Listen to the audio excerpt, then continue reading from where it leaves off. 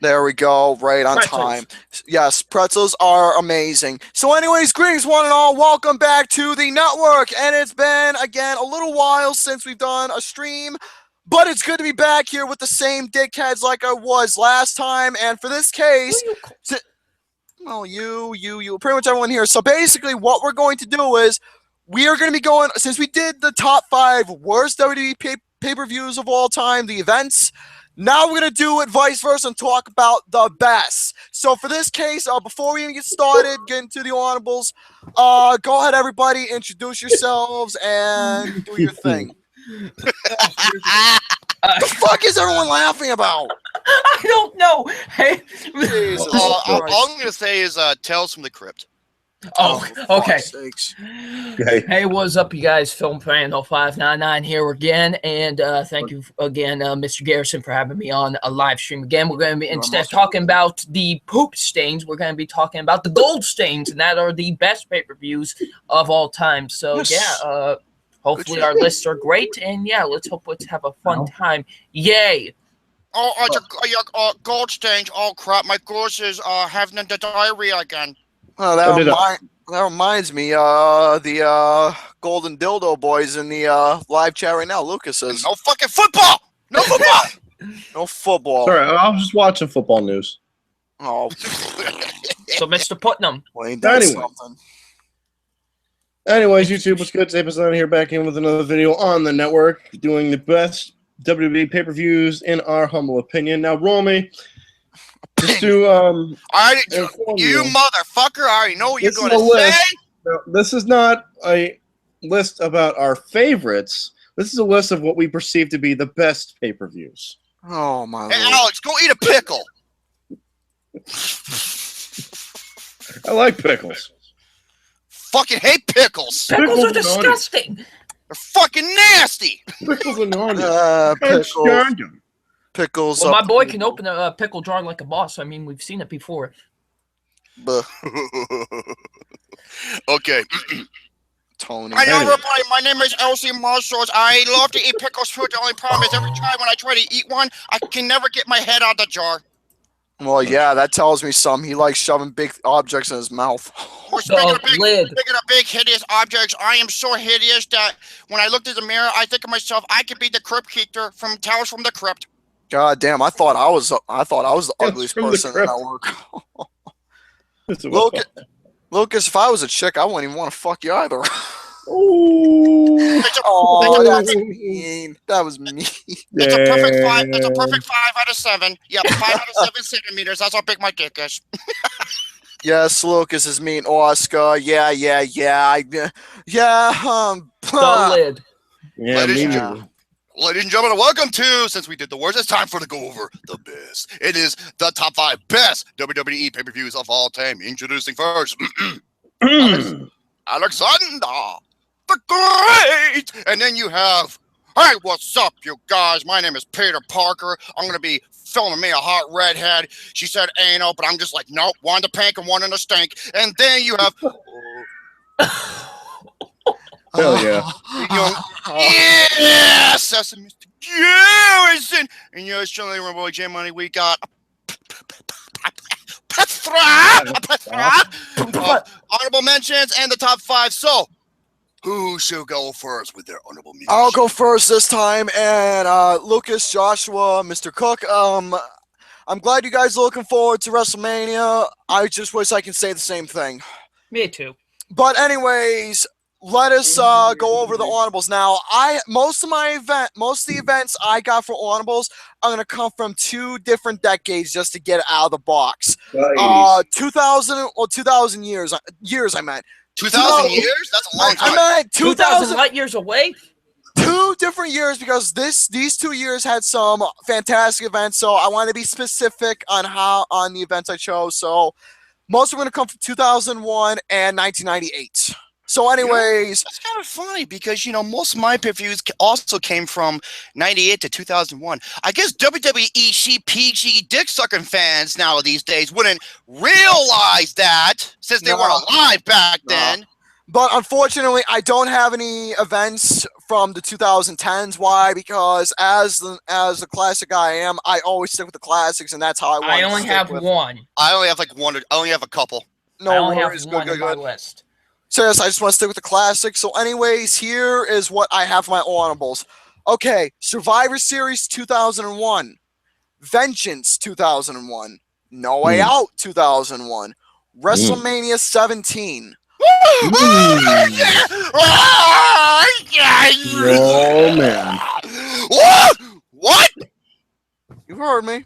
Honorable WrestleMania mentions. 17 is in my honorables. If this was a top 10, it would be on there. Now No, shut it up. should be in your No, top shut the five. No, shut the fuck up. No, shut the fuck up. It should not be. I'm allowed to put it in your top 5. No, it should be. I'm allowed to put my honorable mentions if I want to.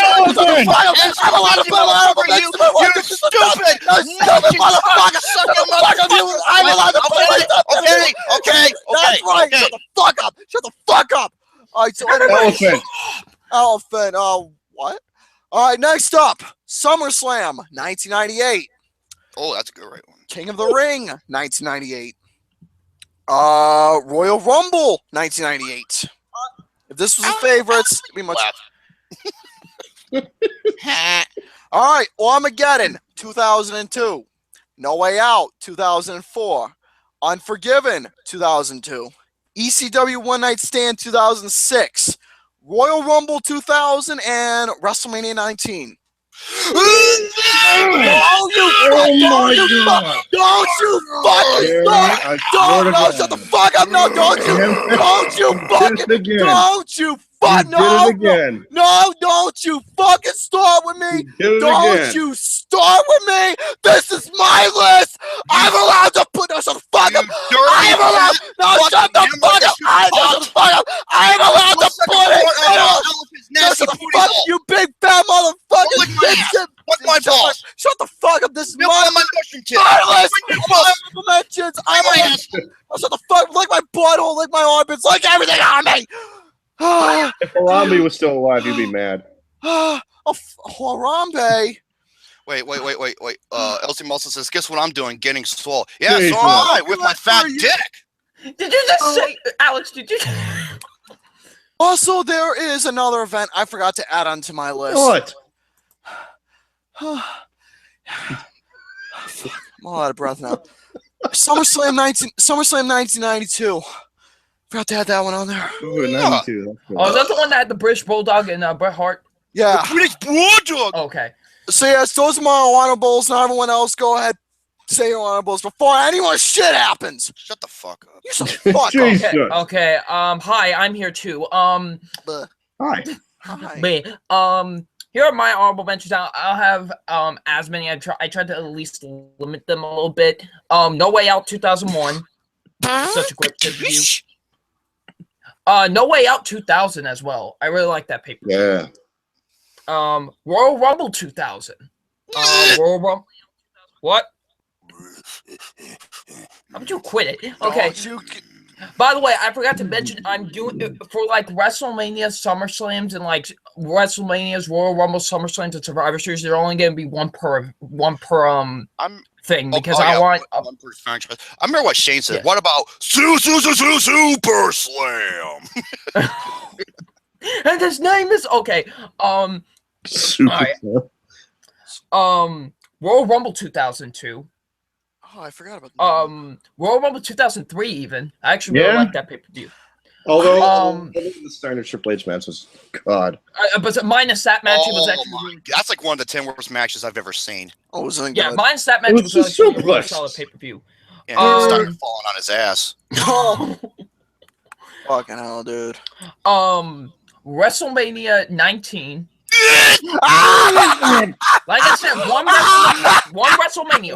God. WrestleMania.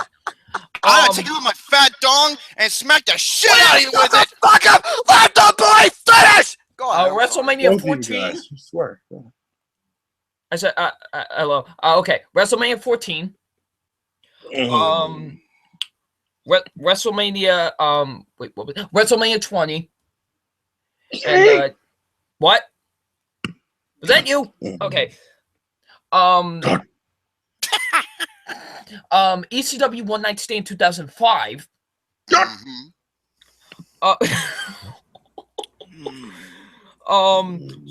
Survivor Series 2001. And what else? I think that's about it. I think that's all my honorable mentions. I might have missed some, but All right. one more. Extreme Rules 2012. I forgot. Oh, that was the one. Where Buckethead beat frickin' Lesnar, which shouldn't have happened. Oh my god, that was one of the worst conclusions I think I've ever seen to a match, especially when he broke kayfabe. Well, yeah, it was stereotypical Buckethead. What do you expect? I love it from how him? Lesnar literally beats the fuck out of him, and yet John Cena hits him with a chain like punch and a fireman's carry, middle school's wrestling slam into a step, and he wins. Wonderful. Oh, real Besides, smooth. that was WWE. my only problem with the pay-per-view. Besides that, it was actually a pretty awesome pay-per-view. Was that with Daniel Bryan and Kane? Yes. Yeah. No, the Chicago street fight between Punk and Jericho. That was the best match on the. Okay. Oh, I That was forgot my about favorite match in the entire card. So yeah, that's my honorable mentions. that. All right, next guy. Fat Boy. Ooh. Go. Okay. Oh, Alex's turn. Oh no, Oh, wait. wait, we're going back. I'm going in the order from me to you, Double Nine, then the Fat Boy, then to Alex. Switching around. Yes, it's called the apple juice adjustment. You're all right. Yeah, juice, Gary. All right. Yes. ECW One Night Stand 2005 and 2006. The Royal Rumble 98 and 2001. All right. Oh, maybe. SummerSlam 1998, SummerSlam 2000, SummerSlam 2001, and SummerSlam 2013. Yeah. Oh, I forgot that. 2013. Yeah, it's SummerSlam 20. Yep. Yeah, even though the Rock and Cena 2 won WWE's Match of the Year, yet they forgot to mention Punk and Lesnar. Exactly. Yeah, and they're not corporate bitch asses. Next one, Mm-hmm. No Way Out 2001. Okay. WrestleMania 10. I didn't put that one on my list. WrestleMania 14. WrestleMania 20 and 21. And my last one, WrestleMania 28. I was there. Yeah. Yes, Alex was there to witness a lot of things. Those are my honorable mentions. Okay, Yeah. Mr. Alexander the Great. Speaking of seeing a lot of things, I was actually at a pay-per-view, and I'm going to turn my camera on, show you guys the T-shirts. Oh, you were recently at an event. Armageddon. Well, let me see if it turns Is it on. the 3 stages of hell? Well, turn the camera on. Yes.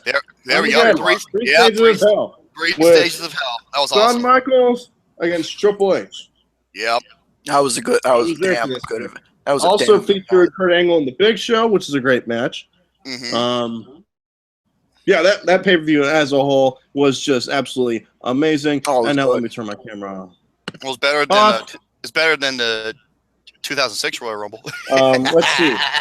Let's see. There's a lot of pay-per-views from the early 2000s I like to mention for my honorable mentions. Starting out with the Royal Rumble 2001. Okay, Mhm. not bad. 2001. Survivor Series of 2000 was pretty good. I forgot about that one. I did too. The thing I remember was the ending where he picks up Triple H on the forklift. Stone Cold picks up Triple H on the forklift and drops him on his head. Oh, I forgot about the whole event in general. And then he goes, "No, stop it! Holy shit!" holy shit. He was in the fucking car. He goes, holy shit. And I remember Chris Noel, he's like, where's that son of a bitch?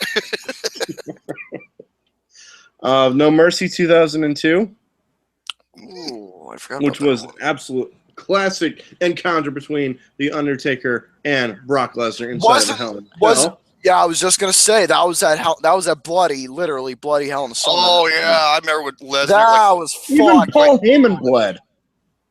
Damn. Yeah. That event was brutal. Even Paul Heyman bled. Let's see what else is there. Christine says, nice shirt, Alex. Oh, thank you very much. Oh, thank you very much. Armageddon 2006. Oh, thank God you didn't say 2004. No. 2006. And, Wasn't that with Undertaker and Randy Orton Hell in a Cell? See, WrestleMania 20, 21, and 22. I thought 22 was so underrated. Okay. Even though the ending of the pay-per-view was bullshit because WrestleMania 14, 10, 7, and King of the Ring 2001. Oh, motherfucker! Forgot about that one. Son of a bitch. Can't wait to meet Shawn Michaels. Hope you have fun, Mr. Lucas. But anyways, I already met Shawn Michaels. He was cool. I'm meeting him. I'm meeting him too. Well, have fun, Mr. Alexander the I Great. will, and I'll take pictures. And I'll have this big, huge blog about it because he's my favorite of all time. Cannot wait. He's a really nice guy. So. Oh, I already got the thing I want him to sign. See? I'm having him sign my DVD of the Boyhood Journey. Freaking love that DVD. Dude, I want you to meet Braun Strowman because, dude, from what I've heard, even though he's a big motherfucker, but he's fucking laid back as hell. He is like one of the coolest freaking. He's like a That's what I hear. well-spoken. He is. Like, listen to the Stone Cold podcast with him. Oh my god, it was one of the best Stone Cold podcasts I've ever heard because he was speaking so fluently. That and the Big Show, and you know what? Fuck you WWE and fuck you Roman Reigns for burying Braun Strowman. Yeah, really bad, cause dude. After the Stone Cold podcast, I mean, when I was still watching, I still do have respect for Braun Strowman, even though I'm not watching. Dude, he's improved so much that like he's actually starting to become damn good. And he's getting better on the mic, and then you build up this fucking monster, and you have him job clean to muscle boy bitch tits. It's sad, really. It's fucking sad. I almost forgot one. I almost forgot a pay-per-view. Yes? Vengeance in 2002. Oh, that one. Oh, is that with Kurt Angle, The Rock, and The Undertaker? Yes. That was fucking that awesome. was an interesting match. And someone's pay-per-view debut that should be remain nameless. But anyways. Yeah, he beats Chris Jericho. Okay. Quite sad. All right, but anyways, Let's get into the top 5. Yes, before I say my number 5, Fastlane. I fucking knew it was gonna be shitty before. I knew. Yep. Gary and I called it. Knew it was gonna be shitty. Yeah. It was just from what I know, and I can say because I've seen this happen. Another episode of Raw. That's what I can say. It's fucking WWE typical. It's sad that Kevin Owens had to lose his belt to Goldberg. And you saw that post they did, right? Yes, I did, and it was right. Completely. CM Punk was right all along. And he was. All right, my number 5. Now. Number 5. Thank you, Monster. Thank you, Monster Truck guy. Okay. Bless you. God bless you. Oh, Get the thank comeback. you. God bless you.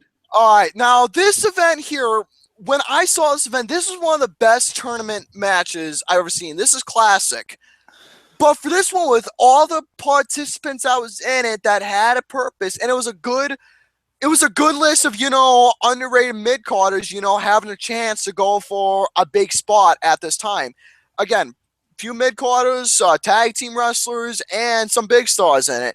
I will name some of them right now. You got Kurt Angle, you got Kane, Christian, the Hardy Brothers, Edge, Test, rest in peace, Steve Blackman, Perry Saturn, Rhino, Taz, and the Hawleys, Hardcore and Crash, just to name a few.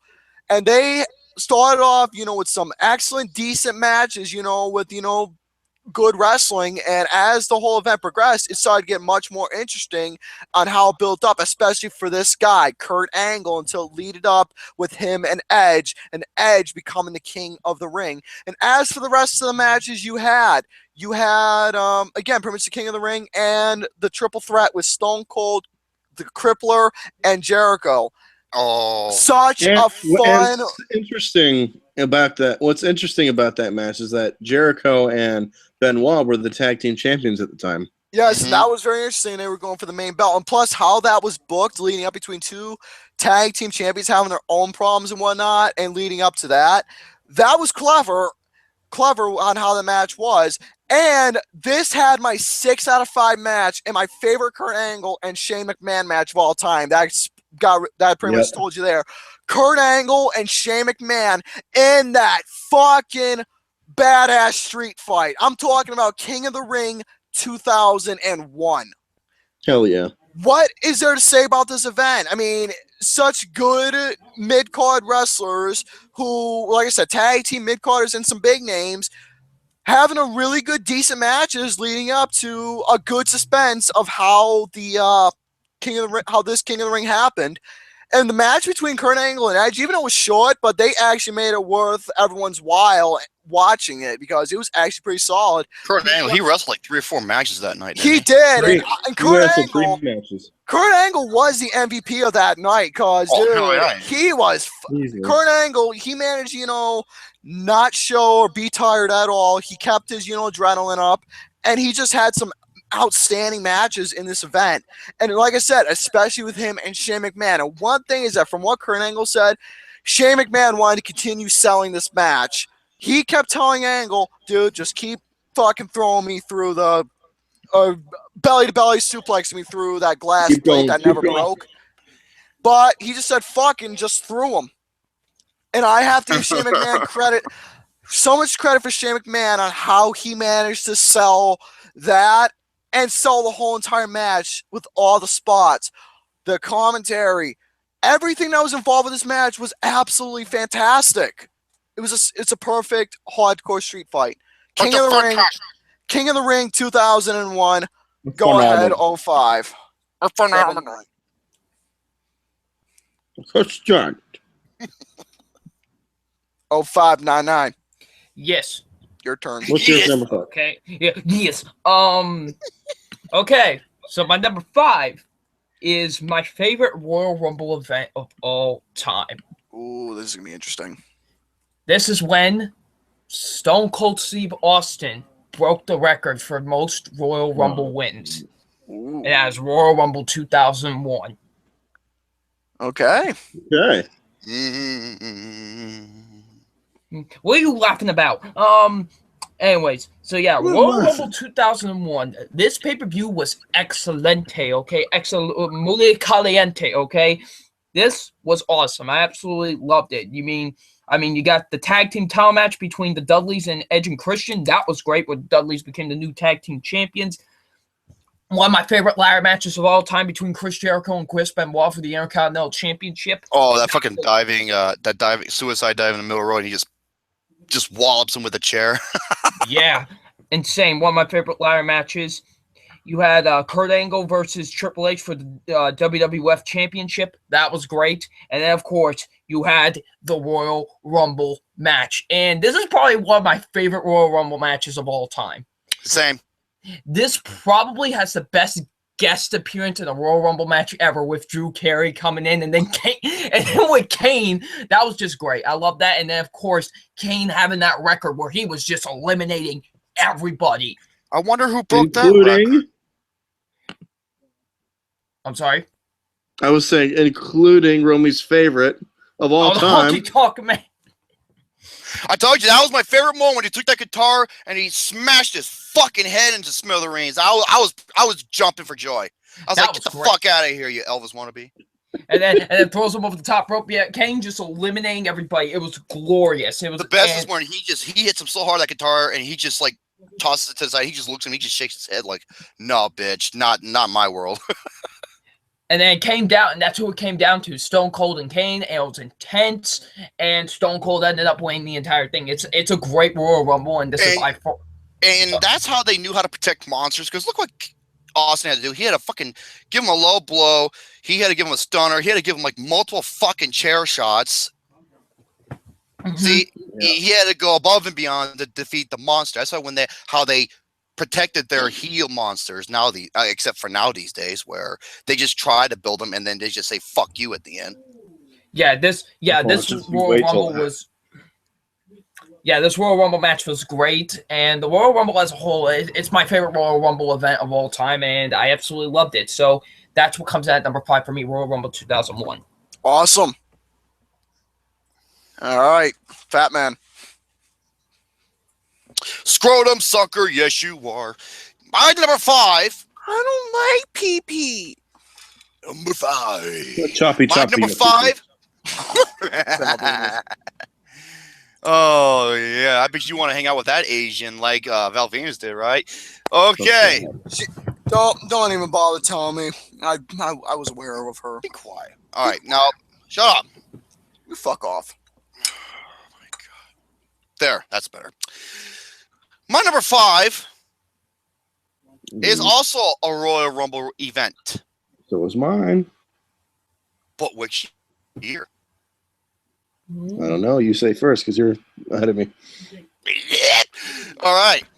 The fuck? Even though there's six matches to the card, and it was amazing. You had awesome fucking like types of matches. It has one of the best hardcore / street fights I've ever seen. Thank you. Yes. Yes. It's the Royal Rumble 2000. 2000. Yes. Yes. We agree. Oh my god, just like the worst. Yes. All I gotta say is 3 words: Kai and Tai. Oh my god! You see how hard Takamichinoku Oh landed? my god, he literally had to go to the hospital, and Jerry the King Lawler. He actually was legitimately laughing throughout the whole thing. Well, remember, he had no idea he had to go to the hospital. That's the thing, and he was like, "Hey, look at his face, good dork."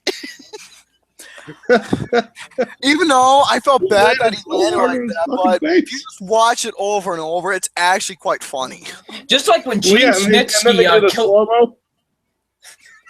Oh That's like yeah, that one they showed it in super slow mo. I mean, he got fucking hurled out of the goddamn ring. You got that tables match, which was awesome. Was that the first tables match ever? No. I don't believe so. Okay. Nurso, I don't I think don't so. believe so. No. But oh yeah, it was fucking awesome. I mean, Well, it's one tag team time off the table bat- maybe. Yeah. Oh, okay. Tag team tail match, and then you had Triple H versus Cactus Jack. Oh my god, dude. That Oh man. was fucking brutal. This street fight was the perfect example of how to put over a strong heel champion. Easily.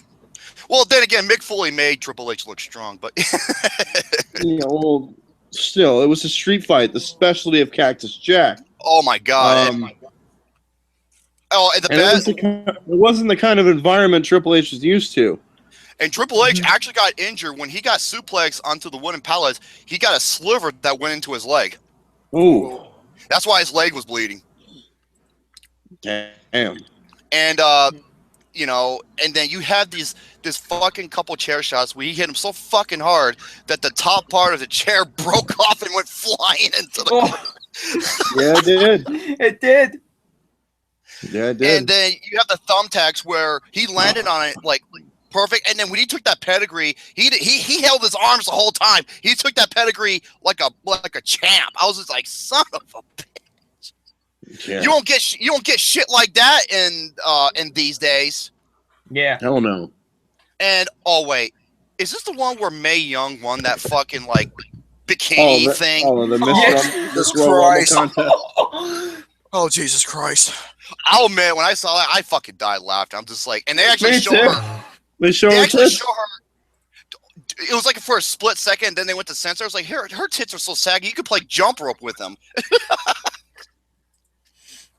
Oh man, that was too funny. That was legit. You That have, happened. oh yeah, you have Taz. You have Taz making his debut, and it was an Against awesome. Kurt debut. Angle. Oh my god, dude. That was out of all people, man. And it was in New York, which is his hometown. Yeah. Wasn't Just- not in Brooklyn, was it? No, it was in Madison Square Garden. Madison Square Garden. I'm not saying it. No. Come on, everyone- you don't wanna. No, I don't. Everyone was chanting ECW and whatnot, and the Royal Rumble match was so much fun. Oh Yeah. man. Yeah, even with main eventing the show, it was very good. Bull was injured. But the fact that they still had enough power to make it through or make it work showed that they were really building something special at that point. You know? Yeah, even though Because they had their MVP basically out for like the whole season, and you got to have people to step up in its place. Mm-hmm. And it was excellent. Yeah. What the hell was this that? show was I have excellent. no idea. So yeah, that's all. I'm very happy. Our number 5, Yeah, Mr. that's my number Garrison. 5. It was overall. It was a great show. Yeah, I don't know what the fuck that was, but yeah, great show. Okay. My number Number 4. four. Now, as much as I wanted to put Royal Rumble 1998 on this one, but I couldn't, keep with, the same year in the list. It had to be a variety mixture of what it was. So I just went for my number 2. My number 2 Royal Rumble event. And I decided to put that on this list, to be fair. This event right here, this was classic WWF where a belt was vacant, if you know where I'm going with. And basically they got all these top-notch guys, a few gimmicks as well, but a lot of top-notch guys, I will say. You had Ric Flair, The Undertaker, Macho Man Randy Savage, Hulk Hogan, Sid Justice, Sergeant Slaughter, Rowdy Woody Piper. Rowdy, he wasn't even in the Rumble, was he? No? Yes, he was. Well, I'm sorry, I'm stupid. He won the Intercontinental belt. Let me get to it! You got Jake the Snake Roberts. You guys are gonna laugh at this one. Nikolai Volkov. Hey, Gary, Texas Tornado. Texas Tornado, the Barbarian. You got a lot of fuckers in this Big match. Boss Man.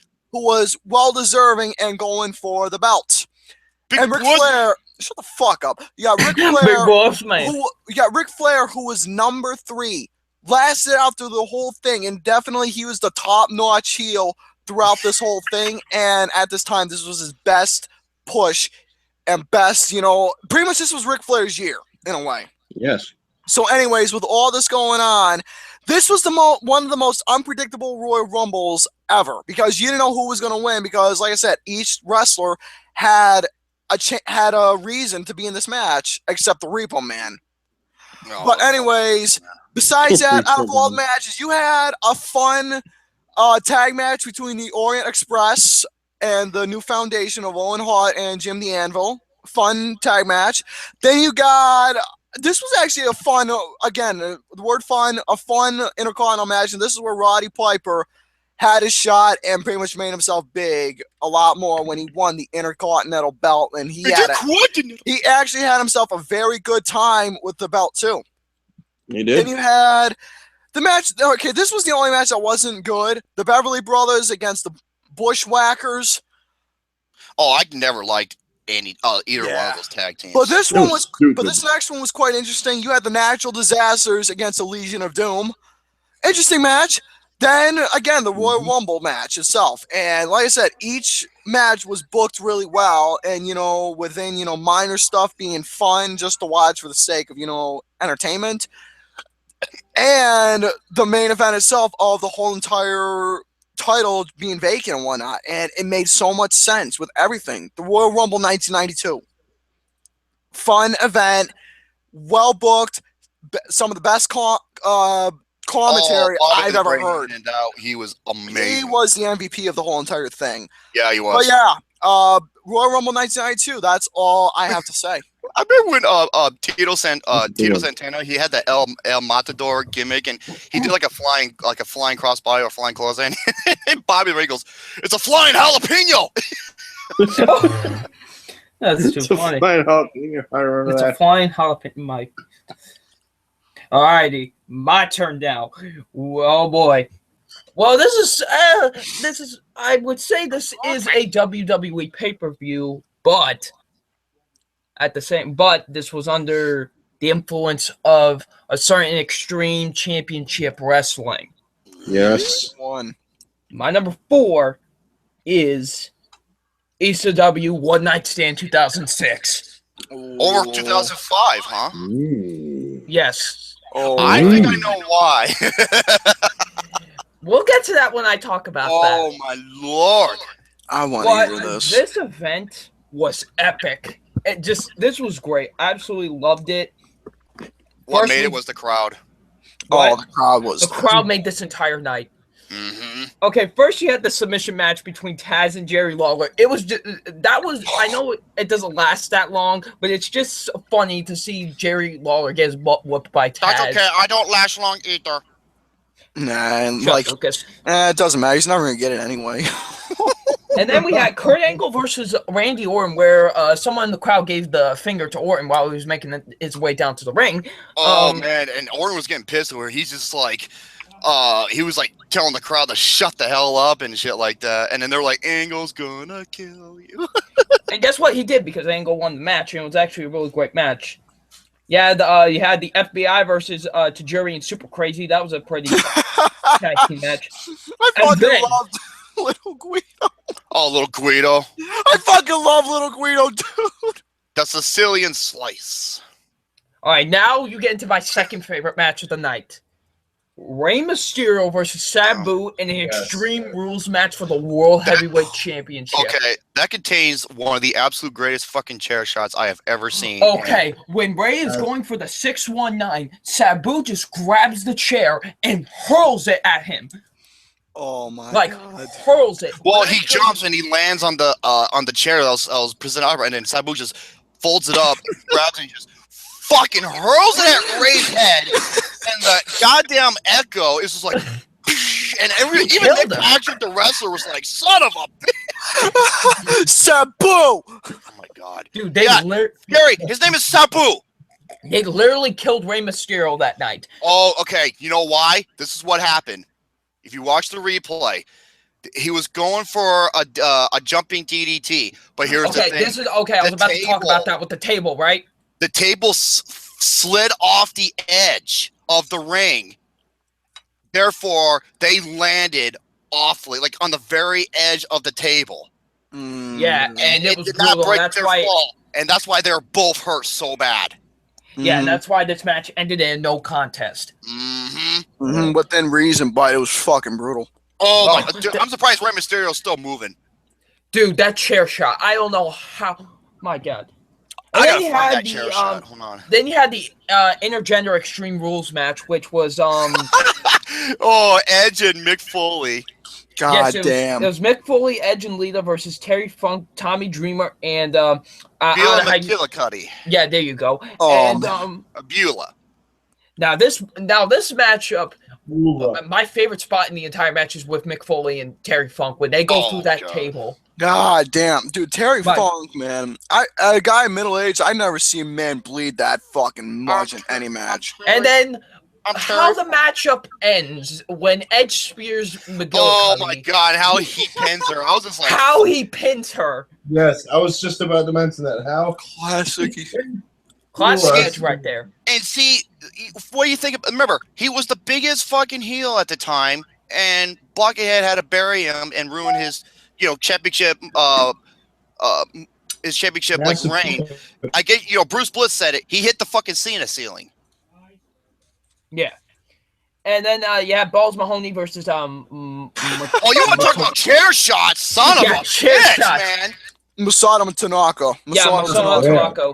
And that match was brutal because of Balls Mahoney just, Dude, that's how he win the match. He took that steel chair and he fucking hit him so hard that the goddamn chair bent like 30 degrees. That match was oh, Jesus Christ. Oh, okay. John Cena versus RVD in an Extreme Rules match for the WWE Championship. And this is when he was cashing his Money in the Bank. Yup. And you can go to many crowds. This has the greatest crowd of all time. Yep. This was fantastic. They were booing Cena out of the building. Money in the Bank, WrestleMania 22, WrestleMania 29, the Raw after WrestleMania.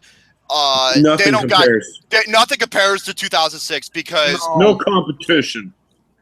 Dude, and when he was throwing his shirt, dude, everybody was throwing it back at him. They threw it back at him and they were fucking flipping him off and everything. Oh man, they want toilet paper. And you could tell Cena was getting pissed. Yeah. They went that fucking far to say, die, Cena, die. Fuck you, Cena. Fuck you, Cena. Fuck and the matchup was really great. Cena well, there was a couple of botches, but Cena sucks cock. Besides that, it was real. But besides that, it was really good. God.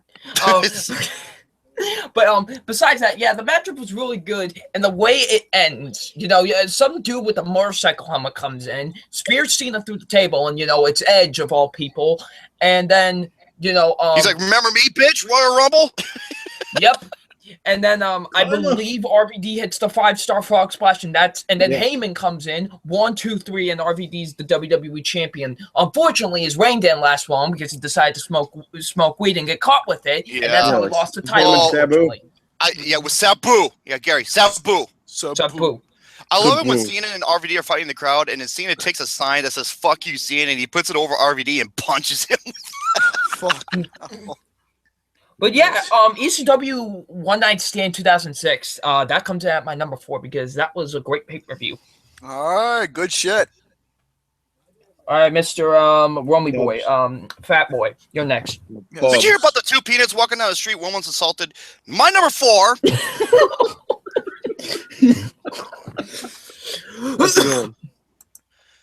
Okay, Alex, what is your favorite pay-per-view of the year? Or one of them? What do you mean? What is your favorite pay-per-view of the year? Of the year, like WrestleMania? Aside from that.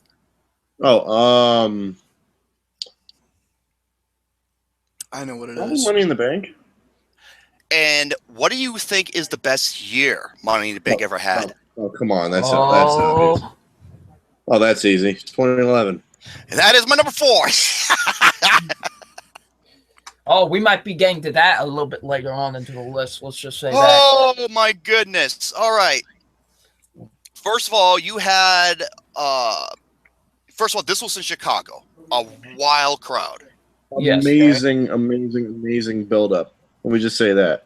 Oh, amazing is an understatement. And this is where CM Punk cuts arguably the greatest promo shoot of all time. Yes. Why? Because he told the truth. And still to this day, it holds merit. And here's the thing, though. Right it does. Alex shared a meme into the network, and it says CM Punk was right, or was it? It was one of us. CM Punk was right, but nobody listened. No, that was you. Oh, it was me. I thought it was you. I I forgot my own meme that I You shared. don't even know your own network. I'm stupid. I know. So, anyways, till this day, CM Punk was right. Nobody listened to him. So, oh well. Fuck you, sheep. He's like maybe the company will be better off after Vince McMahon's dead. But then you have his idiotic daughter, doofus son, or the rest of his stupid family. Folks, remember, okay, according to this, they literally cut his mic off because he was allowed to say whatever he wants. Yes. That was not scripted. Yeah. And then when he was talking about, let me tell you a personal story about Vince McMahon. Oh my god! About the bully campaign. See, the only and it makes perfect sense too.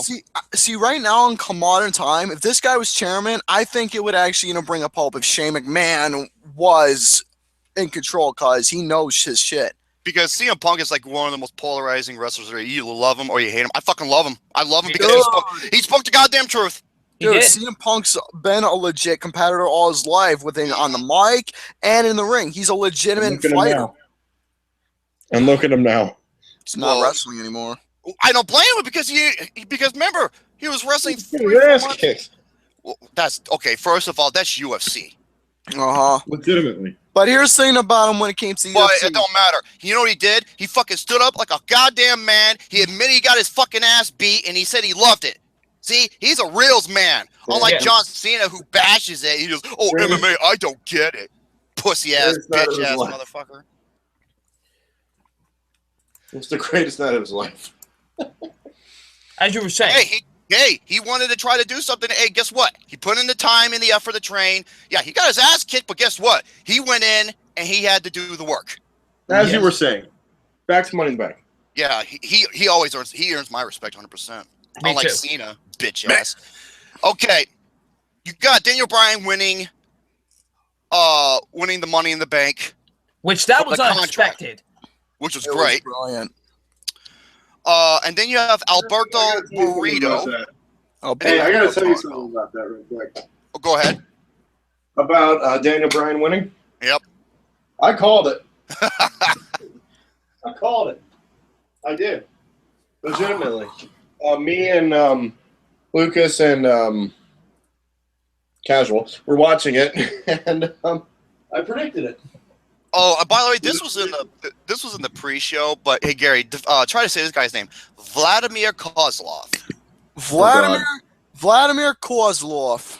And then you got Christian, who loses who defeats Randy Orton by disqualification, was kind of a bummer. Which was awesome. But it was awesome, but I just didn't like the. He just went nuts. That is one of the few disqualification finishes I will accept because the way way it's. Gary, what are you laughing at? It was just the conclusion, even though it was a good disqualification. It was just Randy Orton being a fucking goofball. Crazy. His tongue coming out of his mouth. It was fucking hilarious. That's what it was. And then you have a match that, like One Night Stand 2006, the crowd just destroyed. One side is an understatement because this was in CM Punk's hometown. Yes. And this is when he was red hot. Oh, he was the hottest. He was blue hot. Blue. He was the biggest thing in the business. But what do they do? Oh, that's just turn him heel later on because he's outselling Cena in the merchandising. He came out. The crowd, he had the crowd at his fingertips. Mm-hmm. And then when Cena came out, oh my God. I've never heard a brew that loud. Well, like I said, the only other times was WrestleMania 22, 29, the Raw after, and One Night Stand, and this one goes up to it. And they had this incredible match. Why? Because CM Punk was involved in the stipulation. And the way it ended, I was just like, you could not ask for anything better. Yes. And I love it, because Cena did not retain the title. He would be fired, but yet he'd be hired back not too much long afterwards. But incredible. The best Money in the Bank pay-per-view ever. That's my number 4. Nothing compares to you. No competition. No competition. Thank you, Cena. Now, Mr. Alexander the Great. Well, 0599, we have something in common. Yes. Yes. Oh, wait. Oh, you guys hear me? Yes, I can hear you. Oh, shit. Very good. There was a little, feedback. No, not feedback, but, audio? That was a little bit delay. But anyways, 0599, we have something in common. Yes. Mine is also a one-night stand. However, mine's from the year before. ECW One-Night Stand 2005. You know something about Masato Tanaka? Man, I don't know who takes more brutal headshots, him or Mick Foley. This card, from top to bottom, was absolutely amazing. Yep, and plus you had the Invaders from Raw and SmackDown, who were a bunch of who were hilarious. JBL had me dying, he was talking shit, and then Kurt Angle says the funniest thing. They're chanting, "You suck dick, you suck dick," and then all of a sudden he goes, "Your mother taught me how." And I don't know if you know this, JBL, he had some bad heat to the Blue Meanie, and he literally of course. beat the fuck he out legitimately busted his head open. Yeah, he did. Mm-hmm. I don't know what it was about, why they hate each other, but it just happened. I forgot how it went backstage, but JBL, what he said towards the crowd, that was pretty funny. And you got fucking Paul Heyman, and he's like, "You know why you're champion? Because Triple H doesn't want to work Tuesdays." And I love how JBL, he's trying to be passive aggressive about it, but inside I'm just like, oh, sorry. Go ahead. Even though he was acting like, "Oh my god, I'm killing me," even though he was acting passively aggressive bitch, inside he was just like, "You motherfucker." No. Yeah. Oh, hide your girlfriends, it's Edge. He was going freaking Hardy. Yeah, and I love when Edge's like, "That's 3 words, ain't it?" And then he holds up the V1 sign. Oh shit! Oh yeah, man, he was going all out, and then from so many good matches. But for me, so many amazing matches. Just listen to this card, all right? Rob Van Dam was Lionheart, Chris Jericho versus Lance Storm, and this was all ECW alumni. all ECW alumni. You got Chris Benoit versus Eddie Guerrero, which was an amazing match. Rey Mysterio versus Psychosis. Mm-hmm. Super Crazy versus Tajiri versus. Oh, go ahead, Gary. Little Guido. Little Guido. Sicilian You had an slice. impromptu match between Rhino and Sabu when RVD came out and addressed the crowd. And Rhino gored him out of nowhere. Sabu showed out of nowhere, and they had an impromptu match, which was freaking amazing. Too bad because RVD was legitimately injured, and Okay, now we get to the second best match of that year behind Kurt Angle versus Shawn Michaels. is it what I think? We got it is? Masahiro Tanaka versus Mike Awesome. God. Okay, there was a couple spots. I'm surprised Mike Awesome didn't fucking kill him. One of them was that awesome bomb off the apron onto the table. Yeah. Oh my. Or what? No, I'm surprised he didn't kill himself when he dove over the top rope. Oh, jeez. And then when he did that Almost fucking landed on his head. that sit-down powerbomb off the top rope onto that broken table, I'm just like, Jesus, I'm surprised one of them didn't fucking impale him. And then and they also traded chair shots. Oh, my God, did they ever? Yeah, that match was absolutely amazing. If you haven't seen it yet, I highly recommend you do so. And we get to the main event, which was the Dudley Boys versus Tommy Dreamer and the Sandman. Mm-hmm. And the show ends with an all-out brawl that we already mentioned between the Raw and SmackDown Invaders versus the ECW Originals, and they just went at it. And also Taz came out. Oh yeah, Taz came came out, out. Steve Austin came out. All these ECW alumni. The cheese grater. Fucking hell, Oh, dude. that cheese grater. Oh, my. And that match, man. And you had Mick Foley on commentary. I loved him, Joey Styles. Yeah, like the best when Joey Styles, he's talking about Bubba Ray Dudley, with his with a sleeveless shirt. He's like, man, look at Bubba. He's looking buff.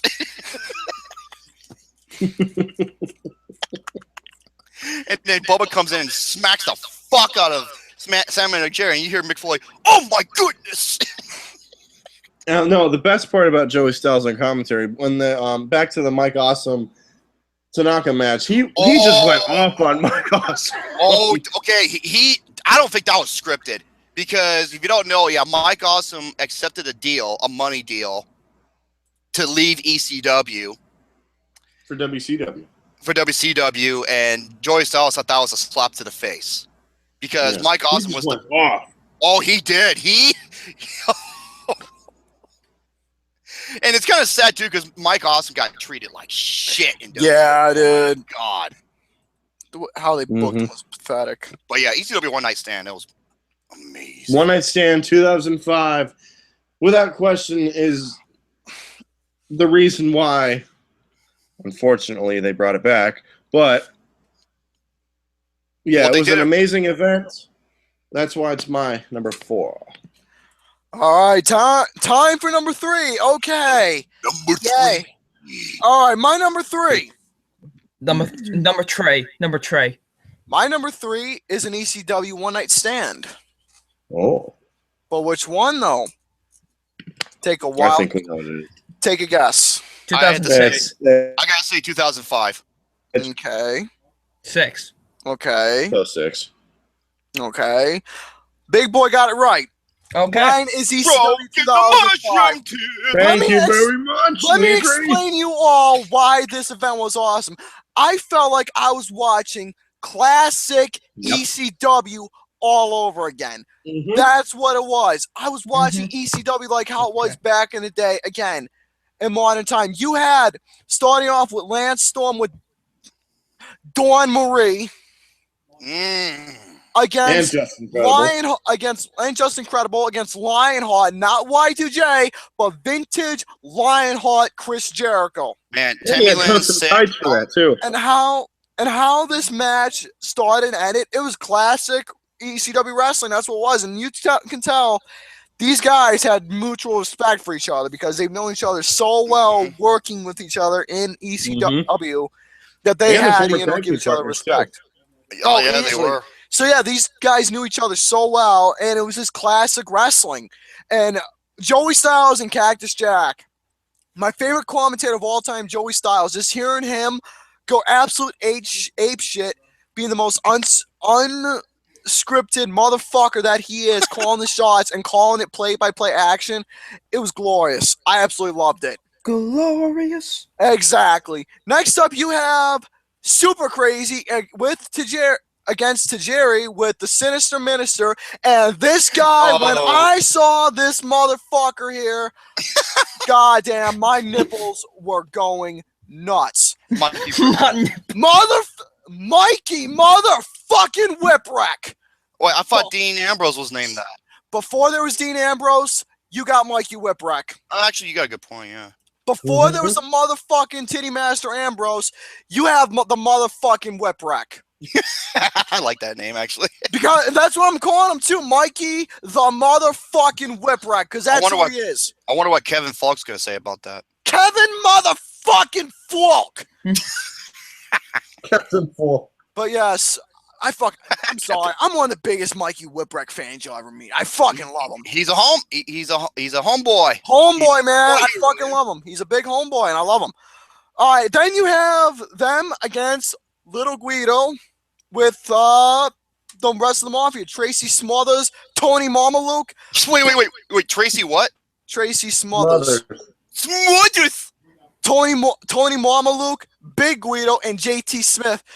Pretty much the whole entire full-blooded Italians with them, and this was outstanding, classic cruiserweight ECW wrestling. I loved it. High-flying action, arm drags, reversal counters, everything. And Super Crazy doing his infamous dive off of the balcony. That was fucking beautiful. Yes. And Super Crazy winning it, man. It was fucking glorious. Next up you have is the modern day Rey Mysterio. Clearly it would have been better if he was known as Rey Mysterio Jr., not with, the whole music and having his old present day gimmick that he had, against Psychosis, where clearly when he came out with the mask, I think he should have just left the mask on, because that was Psychosis from ECW and WCW. Well, But he again, did wrestle without the mask at some points, but yeah, but yes, usually with Lucha Libre, the mask when they does. were the Mexicals. but yes, Mexicals. fucking Mexicals, fuck that shit. Oh my Stupid. god. Then you have Sabu with Bill Alfonso and Bill Alfonso.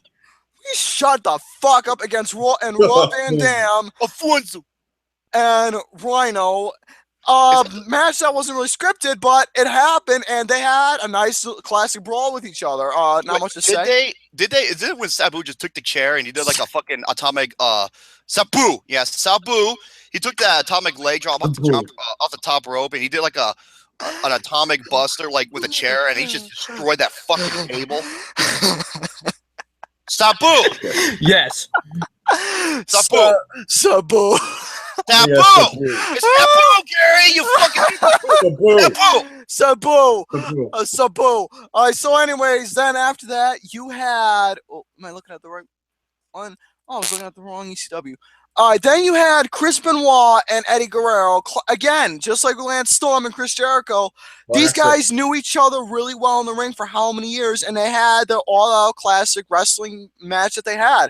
It's crazy Awesome that stuff. one match was barely... Okay, like the longest match was like 10, 11 minutes long. I gave every single match a 5 out of 5. This was one of my rare 10 out of 10 events I gave. Mm-hmm. But anyways, next up you have this right here. When I saw Michael Awesome come out and do his shit that he was well known for in ECW, being the heavyweight cruiserweight. Except he didn't have his mullet. which was kind of sad, but still, he showed, and he was pretty much showing who he was. Michael Awesome facing off against Masato Tanaka, a heated classic rivalry coming back. And god damn, this match was brutal, but holy hell. Especially when he hit him with like 3 fucking chair shots. Every single thing in this match was fucking intense. And Michael Awesome doing his thing, being the high-flying cruiserweight the heavyweight cruiserweight he was. Mm-hmm. Then you have the main event with the Dudley Boys against Tommy Dreamer and the Sadman. Now, here's the thing, though, that you guys didn't bring up. Gary? The Dudley Boys against Tommy Dreamer and the Sandman. Okay, you said salmon. I didn't say salmon. Go ahead, you were saying. I said Sandman. But anyways, here's one thing I gotta tell you. In the original cut on the live event, they were playing Enter Sandman by Metallica. Yes, they were. Then in a re-release on DVD Oh, same thing with Tommy Dreamer with Alice in Chains. But guess what? Mm-hmm. They decided to cut out the music. What was everybody with using like 90s rock hits at that time? Because Vince McMahon is so fucking stingy with copyright. Yeah, no, but I'm just saying, what was with all these wrestlers in like WWE and like WCW and ECW using like 90s classic rock songs as like their entrance themes? Well, it's fucking incredible, man. Hey, well, it was. Oh, dude, I'm the 90s kid. Of course, this was glorious to me. But yes, DDP instrumental of Smells Like Teen Spirit. Yes. But anyways, with this match, holy fuck, Tommy Dreamer, man, that motherfucker was getting his ass beat, but it was glorious because this was showing who Tommy Dreamer was. He was bleeding all over the place because of the goddamn cheese grater. Oh my god, I was laughing my ass off, man. He was screaming in pain. It was fucking funny, and it was brilliant. Then you had, out of nowhere, all these shenanigans happened. You started off, well, before the match started, you had the BWO come out saying we're taking over. Yeah. Then all of a sudden, here comes Kid Cash.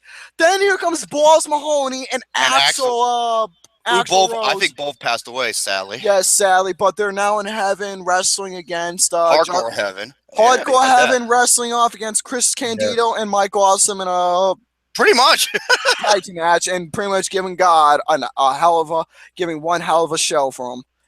But anyways, continuing on, then all of a sudden, as this match progressed, how it concluded where they powerbombed Tommy Dreamer to this flaming table. Oh my god. Fucking funny as hell. Also, here comes Spike Dudley. Fucking Spike Dudley. Little Spike Dudley come out. Spike Dudley. Little thing. Then also I forgot to say, what also was funny was came out Lance Storm and Just Incredible. You had Dawn Marie and Beulah McGillicuddy. Those two were fucking fighting each other, and Joey Styles was going nuts saying, "Can't fight! Can't fight! Man, can't fight!" Tammy Lynn Six, Francine, and Dawn Marie. That's a sandwich, and I'll offer the mayonnaise. Oh my god, man. This was outstanding. And the Dudley Boys won the match respectfully. Then it ended with that brawl between the You know what? I love how they like give each other like fist bumps and shake each other's hands before the match, and they're just killing each other. Hey, they showed, man, that they're not fucking pussies at all. Oh no.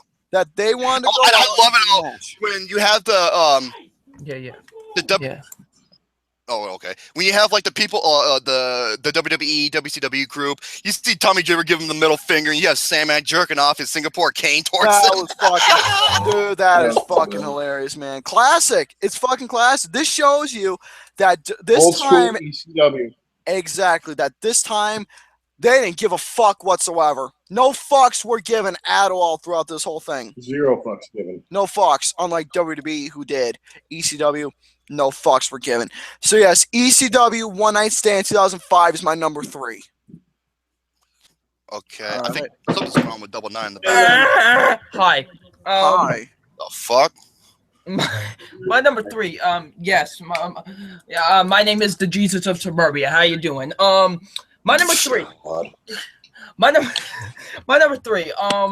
Now this is my favorite SummerSlam of all time, and let's just say it happened in the year 2002. You know what? Pause right there. Yes. Because Alex, you're gonna hate me for this. Come on. I have a tie for number 3. Oh Jesus. Is one of them SummerSlam 2003 and 2002? Yes, it is. Okay, I'll start off. SummerSlam 2002. Whoa, this has to be the greatest SummerSlam of all time. This is easily. It's the only SummerSlam I give it a 10 to. Yes. Okay, let's go over the match card. We got Kurt Angle versus Rey Mysterio. What a way to open That's an amazing opener. That was an amazing match. Personally, I think they should have let Rey Mysterio go over, but I didn't complain that Kurt Angle won the match, you know. Oh, no. So, next we had Ric Flair versus Chris Jericho, which also ended in a submission, surprisingly. And that was a really good match, too. Yeah, Edge versus Eddie Guerrero. That was a good match. Oh, that was interesting as hell. Then you had the tag team title match, the Un-Americans versus one of my favorite tag teams of all time, Booker T and really? Goldust. Oh, These guys, He was doing that these shit. guys were entertaining as hell, and man, this tag team match was really good too. The singles match for the Intercontinental Championship, yeah, RVD versus Chris Benoit, where RVD won the Intercontinental title. Mm-hmm. Then you had The Undertaker versus Tess, which that was a nice match. That was just Undertaker's back and everything. That was probably the weakest match of the match. Yeah, but unsanctioned street fight. Oh, That and the TLC are like the best match I've ever seen in SummerSlam. History of SummerSlam. That and CM Punk and Brock Lesnar. My goodness, this match. Wow, this has to be the greatest street fight of all time. It's one of the all-time best. This match was brutal, and the fact that Shawn Michaels wore jeans in this match was incredible too. But yeah, this match was great. It was brutal, and it was just brutal as hell. And you did not expect, you didn't know who was going to win because these guys were just beating the heck out of each other. And this was Shawn Michaels' first match in how long? Since 1998. For almost 4.5 years. So yes, it was an outstanding return for him. And then you have Triple H who at the end he turns into Shao Kahn. Yes. He just a sledgehammer to his freaking And he's back. just like, he looks at Shawn Michaels and he goes, "It's official, you suck." And boom! Yeah, amazing match with an amazing finish. Just incredible. I absolutely loved this match. And then the main event, The Rock versus Brock Lesnar for the WWE Undisputed Championship. Wow. Where The Rock put over Brock Lesnar, and Brock Lesnar became the champion. Mm-hmm. It was well deserving too. Oh, yeah. Yes, and this was when Brock Lesnar was at a very high point of his career. He was the beast incarnate at his finest, and the next big thing. He was just the next big thing. He was the next big as the thing. Rock calls him, the next big bitch. Yeah, and this definitely showed that he was the next big thing. And they had a great build up to it, especially the promo. Oh, yeah. Mm-hmm. When they were working out. The pay-per-view, now roll me. My other one, I accidentally said it in the honorable mentions. I forgot which one. Dickhead. I know it. That's because I don't know why. Because I must have. I think. Oh, I know why. Because a buddy of mine wanted to know ahead of time what was like some of the things, and I said I put my top 5 in along with those honorable mention lists, and I gave him that list, but I didn't show him what order it was. Okay. But I forgot to take out that one. Okay. ECW One Night Stand 2005. Wow. Yeah. Well, I had 2006. I was like, oh, wait a minute. Well, and then after I read it, I was just like, oh, Jerome, you dumb shit. I did the same thing as I did in the Grand Theft Auto radio stations. I did the same shit. That was a fun video. Oh, it was, but I made the same mistake. But we already went over that in spades. And, now I'll just leave. We already talked about it in spades. I'll just say one word and I'll move on. Sabu. Sabu. Go ahead, Alex. okay. All right. My number, what is this, 3? 3. Yeah, number 3. All right. When you consider there have been hundreds and hundreds of thousands of WWE pay-per-views over the course of the last 30 years, it's hard to narrow down what is considered to be the best ever. Most fans can't agree on that, on things like that. Mm-hmm. And most of them can agree. I'm not one of them. I think it's in the top 5, but I don't agree that it's the best of all time. But most of the majority of the wrestling fans agree that WrestleMania X7 is the best of all time.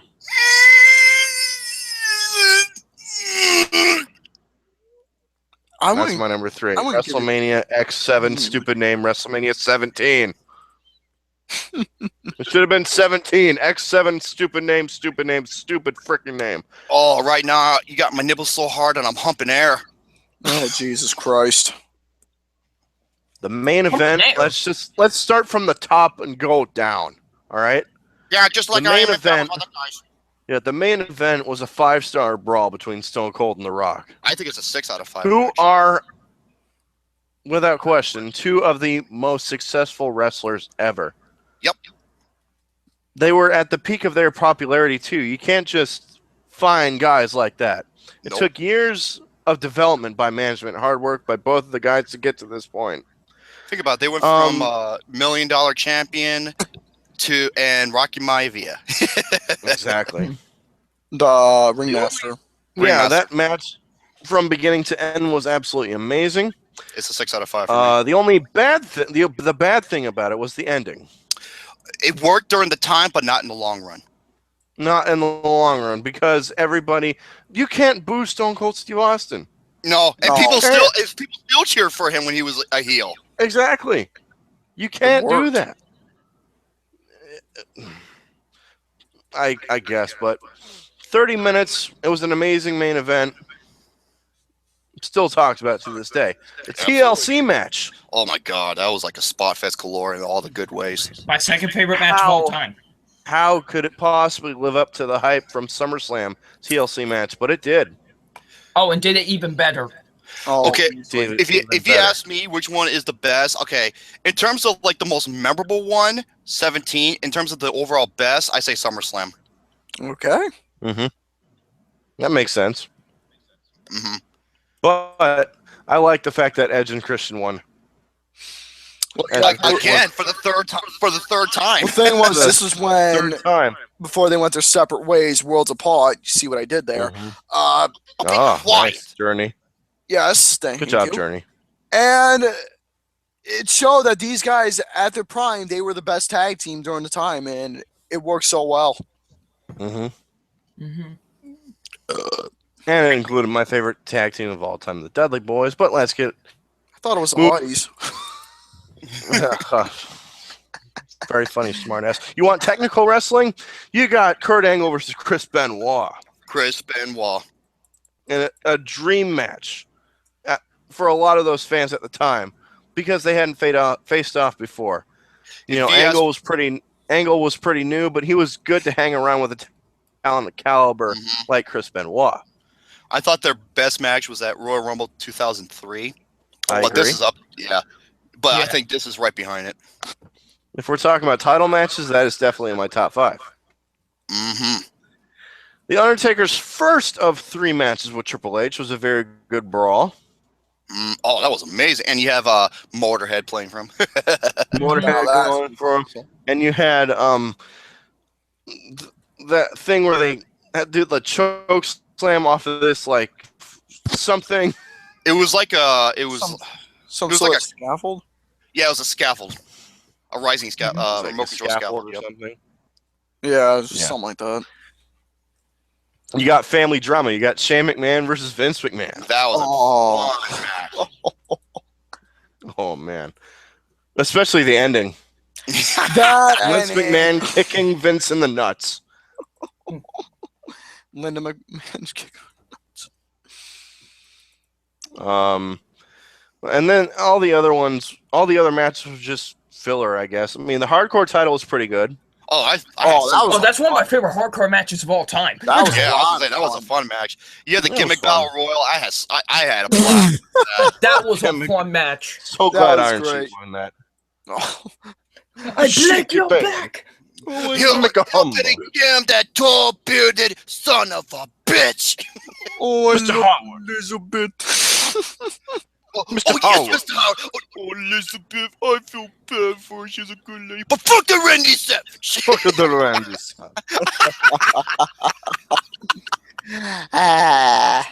The opener for the Intercontinental title was pretty good between Jericho and William Regal. Excellent. That was Yep. the only match I wasn't crazy about. Oh, It's underrated. The 6-man tag was forgettable. With the rights to censor and the APA and Taz. oh no, my favorite part is when fucking Bradshaw just laid that clothesline from hell. Like, he just annihilated that motherfucker. Mm-hmm. Test and Eddie Guerrero was And that was in Tess's hometown, wasn't it? Yeah. No, he's in Toronto. He's from Canada.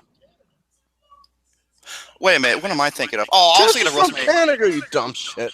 I'm thinking of WrestleMania 18. Oh, yeah. Oh, wait. Yeah. Yeah, this was in Houston. And my bad. then, last but not least, we got to talk about the ladies, if you will. We got to talk about the ladies because China got the women's title. Mm-hmm. She should be in the Hall of Fame. That's all good I'm for gonna her. Her or Elizabeth over Beth Phoenix. say. Easily. Dude, Beth I'd Phoenix take is either of them over Beth. Dude, Beth Phoenix is not even well deserving to be in the Hall of Fame, unlike China or Miss Elizabeth. Yeah, China deserves more. it's like I can understand. You know, Sunny. I can understand why Sunny's in it because she was not only talented, she was a game changer. Same thing with China, and same thing with Miss Elizabeth. Well, Sunny's also a slut, but still. I don't give a shit, dude. Dude, she's done some decent porn, man. Goddamn right, man. I still hit it. You fucking A, man. I would too. I do. Sunny side up. I'll make it a full moon tonight. Hell yeah. Oh, God, you people. I'll be quiet. Over hard. Over easy. This was at the peak of the Attitude Era because that Monday, the previous Monday before, Vince purchased WCW. Yes, he did. It was the last ever Nitro. Unfortunately. And it's a very, very, very memorable show. I can understand why people see it as the greatest pay-per-view of all time. Not in my eyes, but it's still great. That's why it's my number 3. Good shit, man. Good shit. All right, number 2. Got 2 more to go. Take a number 2. Yeah, I actually feeling. I already took a number 2. Come on. Okay, that's fine. Hurry up. Okay, number 2. No! I said no! I said no! Number 2. Oh, yes. No, I'm muting all of you, motherfuckers. All right, number 2. Now, Your number goes. I'm going to pull the exact same thing like I did with my number 4. Now, SummerSlam 1998. Push the button. Now, SummerSlam 1998 would be on here if we did the favorites, but I have to go for my second pick for this one. And yes, don't be looking at my arm. This one. Fucking Sasquatch. You not look at my arm. Yes, I know I have to say. I know I have to say my pits. You got a rainforest beneath those armpits, man. Shut the fuck up. Oh, he's talking about me. My number 2. Take a weed more to that son of a bitch.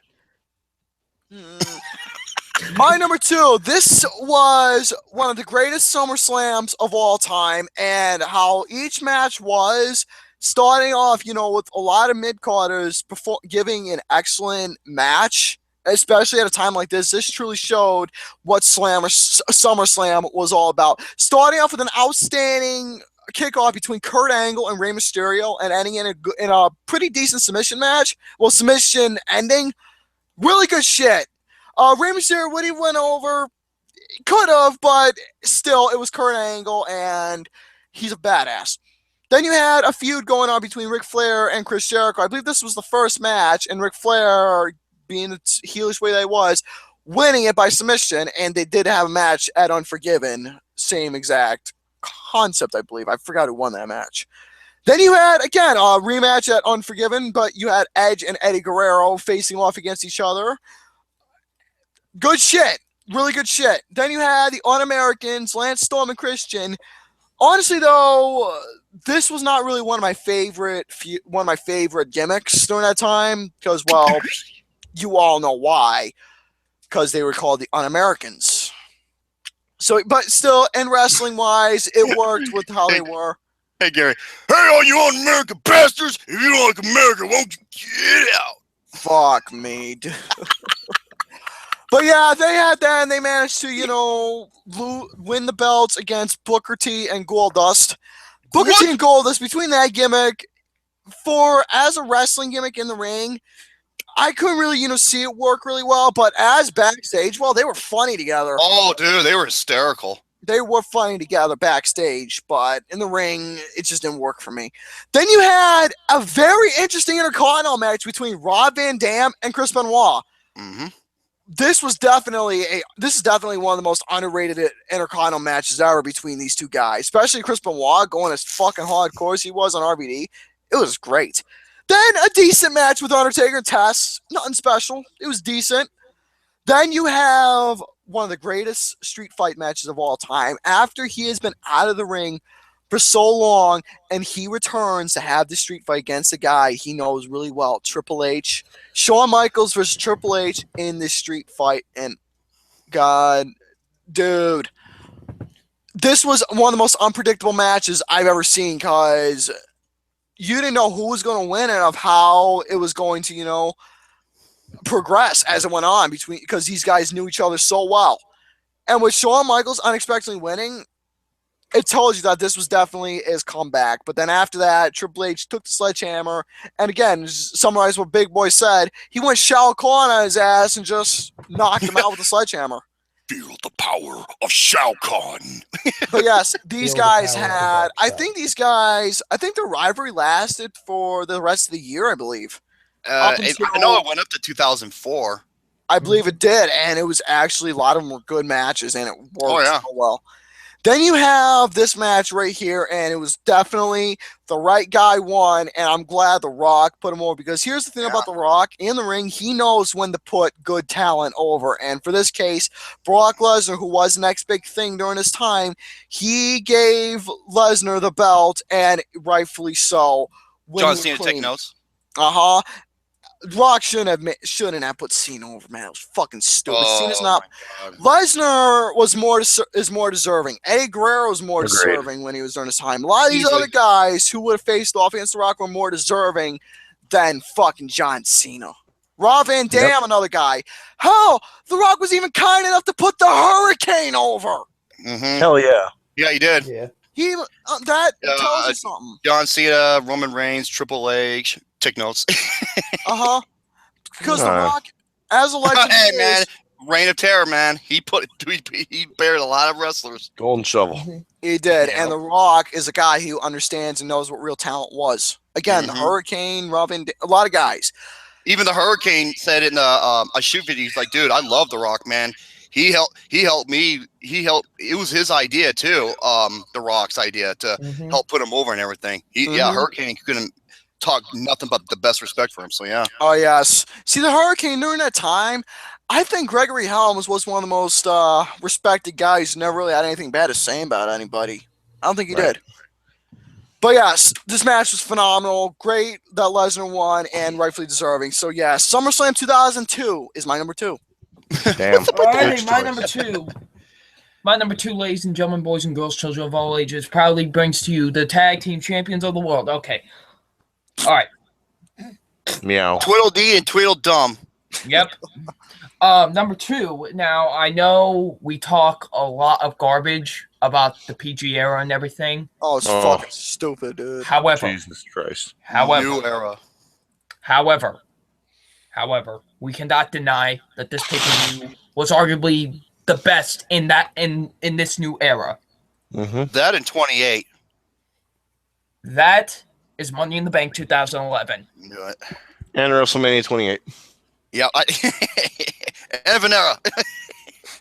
Money in the Bank 2011. Okay, Money in the Bank 2011. Here's the thing. Well, I wasn't in attendance in the audience, but I saw this live on pay-per-view. I think everybody did.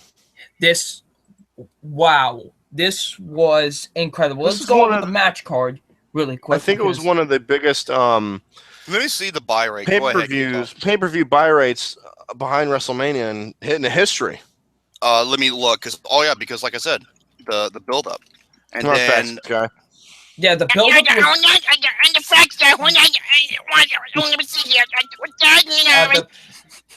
The build-up was incredible. I mean, with the whole thing with CM Punk and John Cena. But let's first start off with the SmackDown Money in the Bank ladder match, which is one of my favorite Money in the Bank ladder matches of all time. Agreed, 100%. You know why?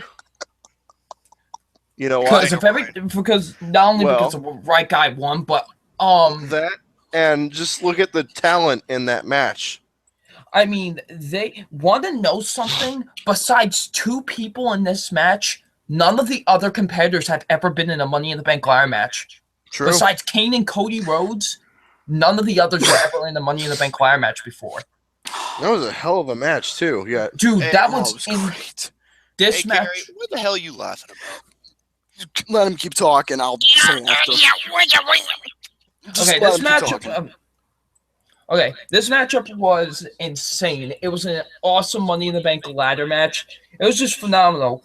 Who I thought was going to win the match, I thought they were going to give it to Wade Barrett because he was being the one that was built up the most out of anybody. Thought so too. But WWE turned, for once in their Switchy life, made do a curveball at me and actually made Daniel Bryan win the Money in the Bank ladder match, which that was great because Daniel Bryan's awesome and he deserved to win the match. One of the best spots.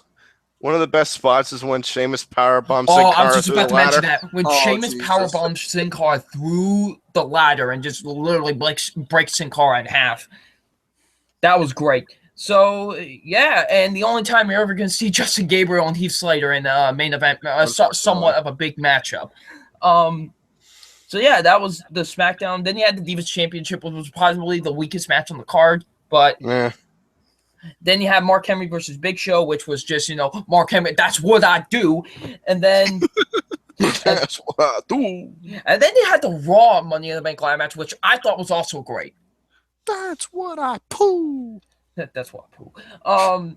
You had some great talent here too. You had, Rey Mysterio, Alberto Del Rio, Kofi Kingston, Alex Riley, R-Truth, Evan Bourne. Just it was great. And then when Evan Bourne did that, the airborne off of that ladder onto everybody, fantastic. Oh God, that was fantastic. So another great Money in the Bank ladder match. Then he had I think the Randy wrong Orton. guy won though. What? I think the wrong guy won though. Oh, in the Raw one? For the Raw one. Yeah. I think it should have been like either Alex Riley or Evan Bourne, honestly. I thought that should have been Evan Bourne, but yeah. Then But he no, had, he got fired from just smiling. I think so. He got fired for no, that was Paul London. pot or something. London, I'm sorry, yeah. He got fired for then you had Randy Orton versus Christian for the World Heavyweight Championship, and one of the rare times where I didn't mind a disqualification finish in a pay-per-view match. Yes. Because the way they did it in this match was actually clever. Because if Randy Orton got disqualified or counted out, he would lose the title. And guess what happened? He got himself disqualified because he lost the title. Because he kicked him in the family jewels and got himself disqualified. Double nice. He got himself kicked in the bean bags. Yep. And then Randy Orton just beats the crap out of him afterwards. Then you had the main event. He got kicked in the tomatoes. Yeah. Then you had the main event, this is one of my favorite wrestling matches of all time. CM Punk versus John Cena for the WWE Championship. And it was all thanks to CM Punk. CM Punk, this is one of his best performances he's ever done in the ring. Because he gave it his... Yeah, this one, the one against Jeff Hardy and Brock Lesnar. I can say those are his best. Oh, yeah, his 3 best feuds are all 3, the ones you just mentioned. And, yeah, this matchup between CM Punk and John Cena was just fantastic. And like you said, I couldn't ask for a better ending because, John Laurinaitis was being called to ring the bell because, Cena was doing a submission hold. But Cena was like, it's not ending that way. And then Punk just picks him up, go to sleep, 1, 2, 3. And CM Punk has this sinister smile on his face when he wins the title. And then they try to get out. And this was so funny. They tried to get Alberto Burrito out.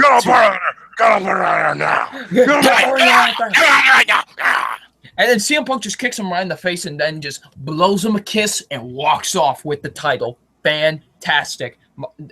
Money in the Bank is a pay-per-view I will never forget. And it was just legendary. So that's my number 2, Money in the Bank. I wonder what would have happened if Cena won. Oh my god, dude. Dude, everybody would have lost their mind, but not in a good way. Mm-hmm. But yeah, but no, thankfully they let CM Punk win the match, and rightfully so. So that's my number you two. gotta respect Cena. We have to. I ain't respecting Fuck shit. that shit. Hey, Fuck hey, that. you want to know something else that's interesting? Hmm? Dave Meltzer of the Wrestling Observer newsletter gave this match 5 stars. The first WWE match since 1997 to reach or earn that rating. Which is kind of funny because I can think of some many 5-star matches between that time. But okay. So yeah, that's my number 2, Money in the Bank, Well, 2011. He gave that AJ Styles John Cena match to the Royal Rumble 4.75, so I can't take him too seriously. So yeah, my number 2 is Money in the Bank, 2011. Excellent. We have been here for a long time. Yes, we have, but this is totally worth it. Yes, it is. Don't mind me. I'm just stroking my mushroom tip. Just Good for you. We know. Go ahead. Yep. Okay, my number 2. I have a feeling this might be someone else's number 1. Mm. WrestleMania 19. Oh, nipples are so hard right now. You sounded like Grover from Sesame Street there for a second. Hello, everybody. Oh my god, you almost sound like fucking Yoda. Stroking the tip, I will. Look at the And over you will. You almost sound like Fat Albert. Hey. Oh no. Damn it, we Hey, have Alex. headphones on. I do too. Don't worry about it. Ow. Headphones on. I have headphones on too. You were saying, Romy. Alex, do it again. Number 2, WrestleMania 19. My nipples are so hard. Twist, Oh, Alex, go. nipple. Hey, Alex, go. What a wonderful world. I see trees of leaves, red roses too. Oh my god. For me and you. Ah, I finished to myself. Lucas smells like poo. This is fantastic. I am loving this. Hey, God. Oh, I love doing live streams with you people. It's amazing. Oh, Jesus. it's amazing. Lucas does smell like poo. You're too fucking hours.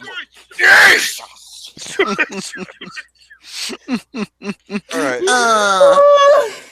You have WrestleMania 19. Aside from one match, which was, that was The Undertaker versus Big Show and A-Train. But, it was normally supposed to be, Nathan Jones. Nathan Jones. AKA what he was known in powerlifting, Mega Man. Mm-hmm. Ooh. Was he really? Well, dude, okay. Gary. What? Okay, there we go. I don't know if you noticed, Nathan Jones, he won a couple of World's Strongest Man competitions and shit. I don't think it was metrics, but he was, this was so infamous. He was arm wrestling dudes. Mm-hmm. And he went up against Magnus Samuelsson, who is Europe's strongest man and arm wrestling champion in Europe, right? Mm-hmm. And he beat Nathan Jones the first time, and people were shocked, okay? Because Magnus Samuelsson is a big dude compared to Nathan Drake. And then the second match, Nathan Drake. Nathan Drake. Nathan Jones. Jesus, God damn it! Write that one down. When was I in an arm wrestling contest? Oh no. Oh, fat man. Fuck a goose up his caboose. Okay. Riding a moose. And then the second match, Nathan Jones, he broke his arm. Wow. Magnus Samuelsson, because he was trying to go for it, and Magnus Samuelsson, he was just holding in place, and then when he went for the win, snapped his arm. Damn. Oh, even Magnus Samuelsson was like, oh, fuck. Because he didn't want that to happen. But yeah, aside from that, phenomenal. You have Trish Stratus. Stratus Oh, Jesus. And then you got Satisfaction for your butthole. yeah, and then you have many matches on here that were some of the best matches in WrestleMania history. I mean, you got The Rock and Austin ending their trilogy. You got Brock Lesnar and Kurt Angle. That was just phenomenal. You got Shawn Michaels and Chris Jericho. And this was a fun match. This surprised me. Hulk Hogan and Mr. McMahon. Yes. And, okay, probably the biggest low was the outcome for the World Heavyweight Championship. That was pathetic. Wow. That was proof or personification that the wrong guy won. Not only that, Triple H played backstage politics. He changed the outcome 4 to 6 hours before the event started. That's sad, dude. Mm-hmm. And I love how he pedigrees him, and then he takes like 10,000 years to go for the pinfall. Yeah, this is when Booker T was red hot. Yeah. Yep. And then the original and then the original Gravedigger before Cena, came in. Dude, the reign of terror between 2002 leading up to 2005 or 6. He buried a lot of people, and this is arguably the worst. Mm-hmm. So, other than that, I couldn't praise this pay-per-view anymore. So that is my number 2. All right. Oh, my turn. Okay. Mr. P. Putnam. Mr. P. Putnam. Mr. P. Putnam. Mr. Herman. Paging Mr. Herman. We have a telephone call at the front desk. Hi there. No. That's from Pee-wee's Big Adventure. I know. Hi there, Face. Hi there, Face here. I'm Nick Jr. Oh, fuck off, you little shitheads. Gary? Oh. We have the same number 2. I'm really happy with this pick. SummerSlam 2002. 2002 is absolutely the best card. One of the best cards WWE has ever produced. Stacked from top to bottom in a good way to describe it. Let's start out with the match that everyone knows the best, and that is the street fight. Street fight between Shawn Michaels, return to the ring against his quote-unquote former best friend, Triple H, in an unsanctioned match, basically a no disqualification match, was the highlight of the entire almost the entire year. Oh, easily. Almost the entire year. You had that. You had him winning the belt again. And that was Survivor Series, and you had the first Elimination Chamber, which is one of the best matches of all time. It is the best Elimination Chamber match. Mm-hmm. And you had Hulk Hogan coming back versus The Rock. Easily the 3 biggest highlights of that entire year. But anyways, we didn't know how long Michaels would be back or what he was going to be like in his return after 4.5 years out of action. And what we got was an absolute classic, with Michaels as the underdog babyface that just wouldn't quit and ended up beating the guy that was on top of the company for the majority of the 3 years before that match. And when he won, everybody cheered. Oh, yeah. Everybody was so happy to see the Heartbreak Kid back. And then when he attacked him post-match, it was one of the best heel moves possible. Shao Kahn. Great storytelling in that match. Absolutely great storytelling in that match. Oh, yeah. The opener was great as well, as Rey Mysterio made his WWE debut against Kurt Angle. Mm-hmm. No better way to make a first impression than going up against one of the best in the world. It would have been nice if they got more than the 10 minutes that they got, but as far as 10 minutes goes, this is probably one of the best 10-minute matches we've ever seen. Yep. One of the best openers of all time. This is Owen and Brett Owen and Hart Daniel versus Bryan. Brett. And Triple H and Daniel Bryan. Triple H, Daniel Bryan. And SmackDown Money in the Bank from Money in the Bank 2011. Which also had Daniel Bryan. And the main event was memorable in a way that passing the torch in a sort of way as Brock Lesnar won the title from The Rock. Lesnar was on the rise while The Rock was the main eventer, and we went to Hollywood, which is kind of the reason why the crowd cheered for Lesnar the majority of it. And the fans wanted something new. And WWE fed them Lesnar, and the fans accepted it. 2 years later, on the other hand, he would not be there because he wanted to play football for the Vikings. Yeah. Is that right? Isn't that right, Romy? He didn't make the team. No, he didn't. He was one of the last cuts. Yeah, he was, and that's Last okay because you know people what? cut. He went to UFC and became the undisputed champion. Mm-hmm. And the rest of the show had plenty of great matches. You had RVD and Benoit. You had Edge and Eddie Guerrero. You had Undertaker Test. You had the Un-Americans versus Book Dust. It was easily the best show of 2002. And, Easily. And it really was. It's easily one of the best pay-per-views of all time. And it is, without question, the best SummerSlam of all time. That is my number 2, SummerSlam 2002. Okay. Mr. Garrison. All right, everybody.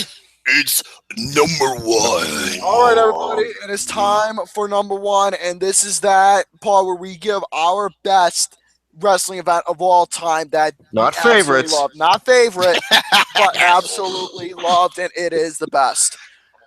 And I Dirty think douche. Strongman argument. I personally think everybody who knows me well enough, they should know what my number 1 is if they know me Yes. well enough. They Yes. should know exactly what my number 1 is. That's the same. That's the same thing with me too. Me too. I was just watching it the other day. I was watching it yesterday, believe it or not. And I'm really happy you were because it was my only. This is my only WrestleMania I gave a perfect 10 out of 10 to. Yep. Every match. The only WrestleMania? It was my only WrestleMania I gave a 10 out of 10 to. What the fuck? Some other WrestleManias I gave 9.5 out of 10s to and 9 out of 10s. But this is the only one I gave a 10 out of 10 to. Hey, looks like we got a couple of haters. Couple of haters. Hey, Gary, you want your hating? Here, listen to this. So, what's your number 1, was Mr. that? Garrison? That was a fart. Garrison. It's pretty obvious. Hey, Buddy Holly, you're number 1. Who the hell's Rick Moranis? Okay. I'm the Kingmaster, you're the gatekeeper. Oh, I haven't heard that bit said towards me in a while. That has been a long time. Fuck, Miss Seymour. What? I haven't heard any. It's been a while since I've heard these bits, nor have even been called Rick Moranis. That's been a while. Okay, WrestleMania 14. Cardinals, Yes. Cardinals, babe! What can I say about this WrestleMania? You got the Legend of Doom 2000, the new and improved. Pretty much, it wasn't new and improved, but they changed up, the hairstyles a little bit, and they got a blonde chick. And they got Sonny along with them, and Sonny, who was the highlight during the Attitude Era against the New Midnight Express against Bombastic Bob and the Bomb. Man, I Still still. Moses bought or whatever the fuck. The New Midnight Express with Jim Cornette. So yes, you guys have a decent tag match, but we knew the obvious that the Legend of Doom was going to win it. But this was actually a number 1 contender battle royal. Basically, had Bart Gunn and Bob Holly. Then you have this really decent light heavyweight championship match between Tanaka Michinoku against Algia, whatever the fuck his name was. Algebra, whatever his name was, and decent match, not bad. We knew Tiger Ali Singh. Taka Michinoku was going to win off the Michinoku driver because he was pretty much, this was his prime when he was the top cruiserweight. Then you had a very awesome European title match, again, with Triple H and Owen Hart. This match was incredible. And we move to the next one with Mark Merrill and Sable against the artist formerly known as Goldust and Luna Vachon. The She-Beast.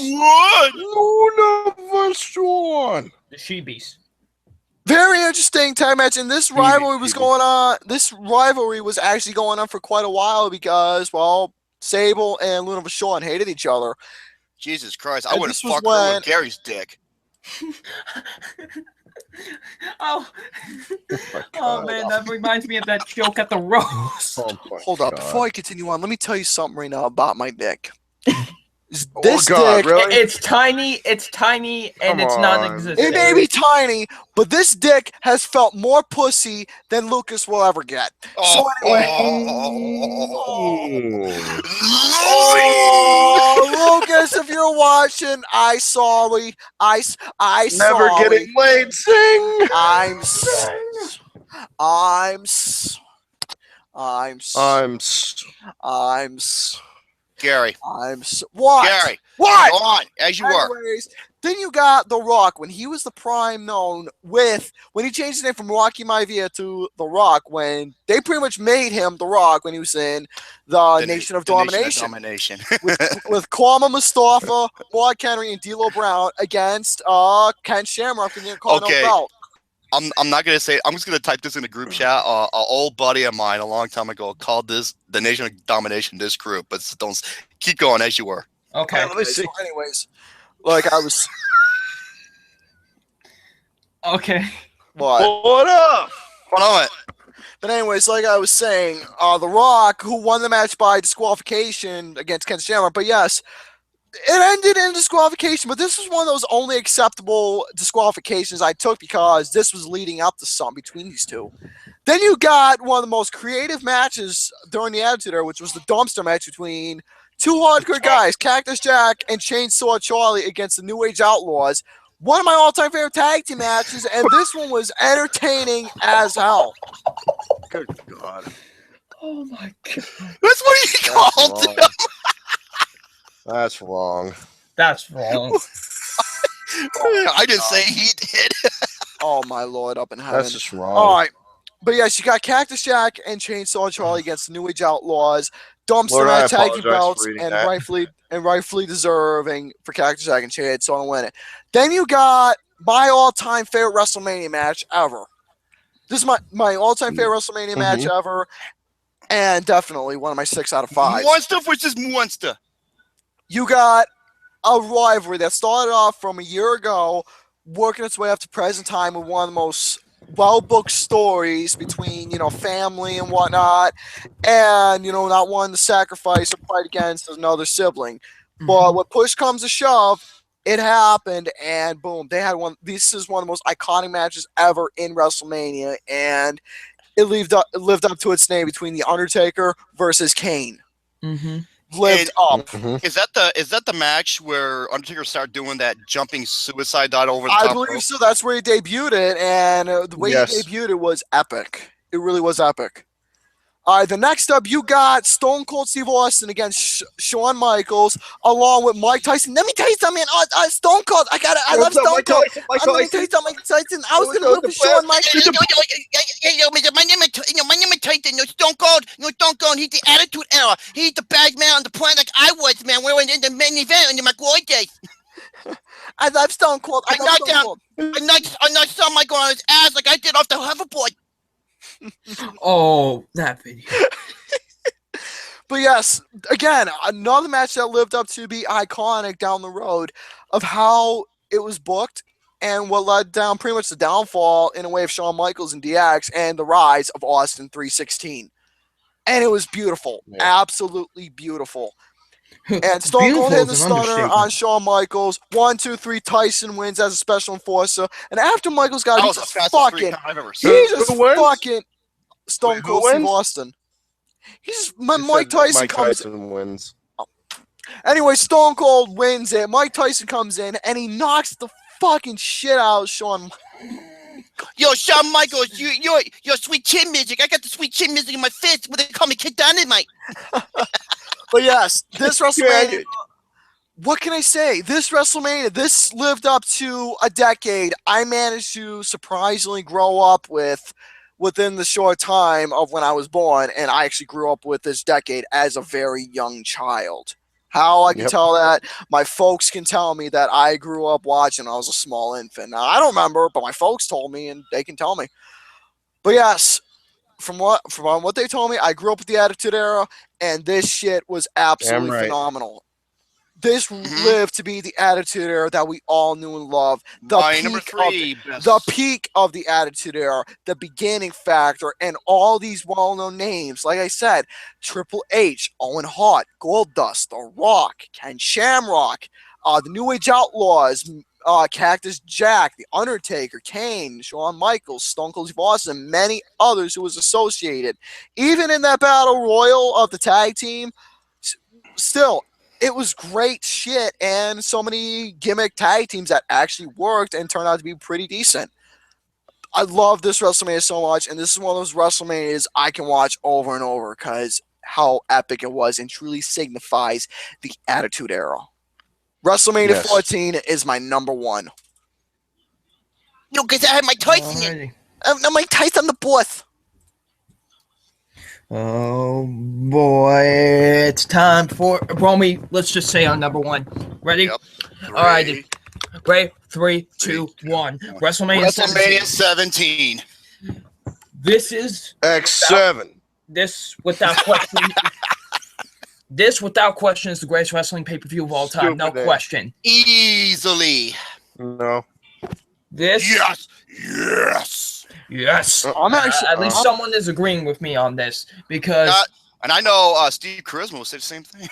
I'm somewhat on with Alex on this, honestly. Well, you're a poopy butt. Thank you, Gareth. Sorry, I actually am somewhat with Alex on this. You're Thank poopy So, butt. you, so Gary. Romy, Gary. I gave it a 9 out of 10, man. There was two matches High on it. enough. There was 2 matches on it that wasn't even that Oh, excellent. and there was a couple matches in WrestleMania 19 that wasn't on par, but it still gave it a 10 out of 10. That's right. You be quiet. I give it a 9 out of 10. Romy. Quiet. Shut Romy, the fuck up. Shut the Romy. fuck Shut up. the fuck up. Romy, Everybody shut the fuck up. Exactly. Romy. Yes, sir. You want to go over the match card with me really quick? Yes. All right. First, you had You already did. Chris Jericho versus William Regal for the Intercontinental Championship. Fantastic opener. Underrated. Yes. Then you had the 6-man tag team match, which was Taz and the APA versus the Right to Center. This was glorious because the Right to Center got their butts They got kicked. I fucking hate Right to Censor, and then when Bradshaw just knocked the fuck out of them, dude. I was just like, good. That's the only time I actually applaud JBL. This, and then you have one of my favorite hardcore matches of all time. Oh my god. When Raven gets thrown through the window, That was that was glorious. And this was just an awesome hardcore match. It's probably my 3rd favorite match on the card. third. Yes, it's fantastic. That's fantastic. Then you had It's Eddie Guerrero- phenomenal. Then you had Eddie Guerrero versus Tess for the European Championship, which that was a really good match too. It was okay. Then you had Kurt Angle versus Chris Benoit, That fantastic. was phenomenal, yes. Then you had Ivory, I think, versus China for the Women's Championship. That was great to see a comeback from China. Okay, you know what? I saw what Arvey looks like. You know, despite her voice being so fucking annoying, man, she's a fine-ass fucking MILF, dude. Son of a bitch. But yeah, I want her. I don't want think her. she's had kids. I want her and Tammy to do some porn together. God. Oh man. Now, Well, so- I can dream, can I? God damn it. All right, yeah, it was a great comeback for China. Then you had the street fight with Mick Foley as the special guest referee, Oh, Shane this was McMahon amazing. versus Mr. McMahon. This was glorious in its own my way. god, this was awesome. Yes, and then when Vince gets kicked in the Family Jewels, fantastic. And then the coast to coast. It's kicked. I'm sorry. I said he gets kicked. Oh, you're cutting a little bit. Oh, me? Yeah. He said he gets kicked in the balls. Oh yeah, he gets kicked in the grapefruits. Yeah, the grapefruits, the beanbags, the Family Jewels. So, and then you have, not only is this my 2nd favorite match on the card, but this is my 2nd favorite match of all time. And that is Edge and Christian versus the Dudleys versus the Hardys TLC in too. TLC number 3. Sadly, it sucked that No, it's Alex the second one. sucked that Alex's favorite tag team. Oh yeah, second. Oh yeah, second. I'm sorry, my mistake. Yeah, I agree. Number 2. This I was agree, Mr. Garrison. fantastic. What? What? I said Dudley should have won. I was saying that it sucked that Alex's favorite tag team, the Hardy Boys, didn't win it. I'll be quiet. Dudley, no, Because shut the guess hell what? up, Dudley. That's who should have won this match, but I can't complain because Edge and Christian. I love them, Bullshit, so- Edge, Dudley boys. I think the Hardy should have won this match, but I can't complain. Bullshit. You know what? No, you know who should have won? Lead us. I could tap that ass. Speaking of that. That fucking chair shot. Speaking of man, and I believe either Edge or Rhino like speared the heck out of her. Yeah, Rhino did. Yeah, Rhino Rhino he gored the heck out of her. Oh, and then you have like arguably this is the moment where Edge became a superstar and where he fucking speared Jeff Hardy off that goddamn the greatest spear of all time. Yeah, easily. And Edge hit the ground so hard he blocked out. He had a concussion from it. Yeah. Wow. And what was I going to say? Oh yeah, and I think this was the match where this happened. It's like Stacy Keibler's on the top of the ropes, right? And she gets knocked over, and Matt Hardy like catches her, and he just immediately drops her. Like I didn't do anything. WrestleMania 18. No, that was 18. 17. Stacy Keibler wasn't around. Oh yeah, it was 18. Yeah, it was 18. WrestleMania is mixed up, but yeah, this matchup was beyond awesome. And then you have Undertaker and Triple H. That was great. For the first I wasn't time. finished. Hold on. Butthole juice. Slow the roll. Edge and Christian win the tag 2000. Now let's move on to the gimmick battle royal. Which Coconut I had a boost, lot of banana fun with droppings. this match. It was on chic. Oh, no, you don't respect the audience chic. Yes, Mr. Howard. Yeah, the gimmick battle royal was just a fun match. I enjoyed it. You had Howard Finkel. The following contest. The following contest. Okay. Then you had The Undertaker versus Triple H, which this was a really good match. Hell yeah. It was fucking... Dude, this most of this fucking card was incredible. And then you have the main event, which is my favorite wrestling match of all time. This match gives my rare 6 out of 5. The Rock versus Stone Cold Steve Austin, no disqualification match for the WWF title. Mm-hmm. Whoa. My goodness. Oh yeah, this is when they were using other their opponent's when their opponent's signatures. This is where they actually made it significant and legit. Unlike now, they just do the same. They just do the same old shit 900,000 times. Cena. But yeah, whenever Stone Cold would use the rock bottom or like. By the way, The Rock did the best when it comes to selling to the stunner. He would flop like a fish. That has me cracking up every time, but it was just so funny, but it was awesome at the same time. Yes. And then you had the inevitable twist ending, which I will say this. I don't hate it. I don't hate it. I don't hate it either. I don't. Because I thought it worked for the time being. Thank you. It worked for that specific happen. Mr. Putnam! For the time being, it worked. Hush up! Be quiet! Hush no. up! Shut the fuck no. up! Shut the fuck up! No! I just want to say... You don't get to say anything. Okay. Now back to what I was saying. Push the button! I'm sorry, Alex. I had to do it just one time. But, yeah, Rock and Austin. I thought the twist ending worked for the time being. It worked for the time being, but in the long run, it did not. It did not. But, however, for this matchup, it worked. And, yeah, it ended the show on a perfect note. So, yeah, this is without question the greatest WWE pay-per-view of all time. My number one, WrestleMania 17. And so is Romley's. Yeah, easily. It would have been better if he just stunned his ass. Imagine if, you know what? I would have actually liked that. You know, if he did that, he beat him into a fucking pulp with a chair. Yes. I'm talking, damn it. So, Alex. Oh, wait, do you have any final comments? Should have stunned him. Final comments? On WrestleMania 19. Oh, I just wrote the big fart. There we go. That's my final comments. Okay, Mr. Putnam. Go ahead, Alex. I'm actually quite curious. I have a feeling I know what his number. I think I have a feeling what his number one's going to be. In terms of star power, I don't think any WWE show can touch WrestleMania 19. Hey, it was my number 2. It was right behind it. Close enough, I guess. Yeah. These are just some of the. Yeah, good job. Good job. Good job. You know, someone with some, you know, good taste. Good taste. Yeah. Hey, I did one WrestleMania. Hey, okay. I know that. Go ahead, Alex. Yeah. Well, balls. Mahoney.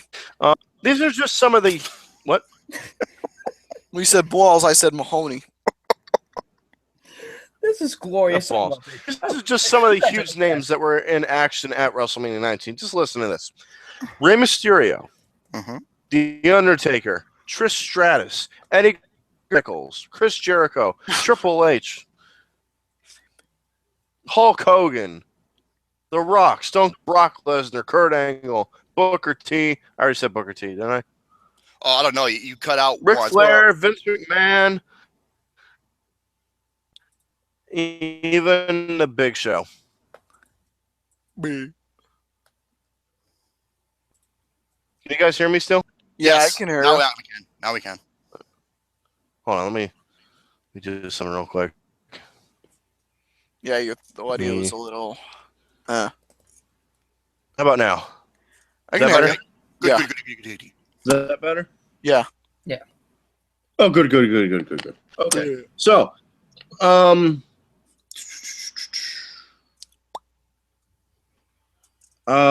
guys, Big- unfortunately, guys like Rob Van Dam and Kane were stuck on the pre-show. Yeah. Let's talk about some of the match or some of the bullet points of the night. You got the main event. You got Brock Lesnar beating Kurt Angle in his first WrestleMania main event.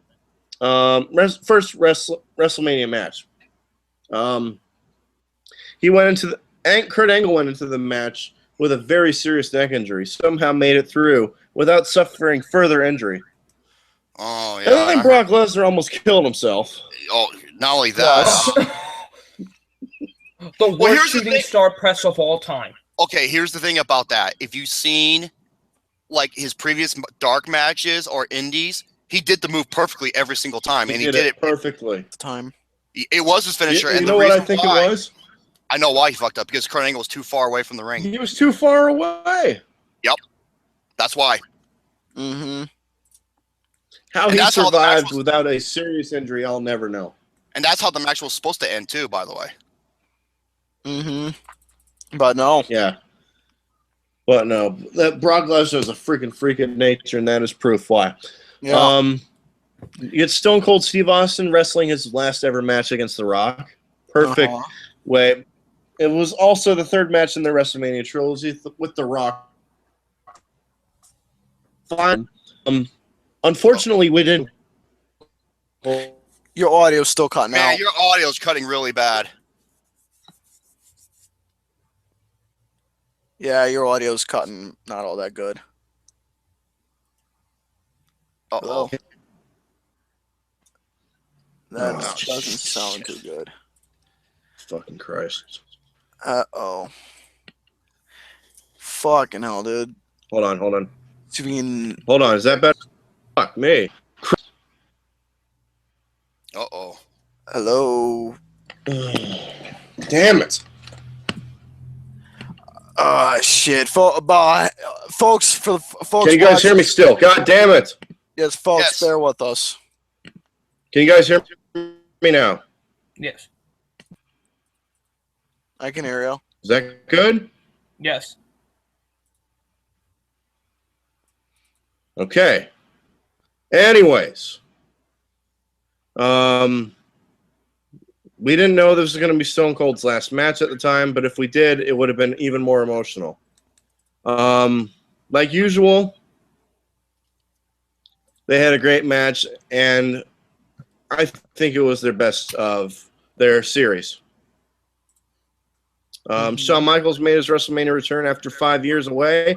He had an outstanding match against Chris Jericho, who was a great heel leading up to the match against his idol. It was 24 minutes long, and the finish with Michaels beating Jericho with the cradle inside of a super kick was cool because it was a very nice surprise. Mm-hmm. Yes, it was. You got Hulk Hogan beating Vince McMahon. They built it up by asking fans who they thought made WWE into the company that it was. For a couple of older guys who couldn't move that well, they had an entertaining bloodbath that went 21 minutes and ending with Hulk Hogan as the winner. Mm-hmm. Now we get to the sour portion of the show. We got Triple H. No, I'm not.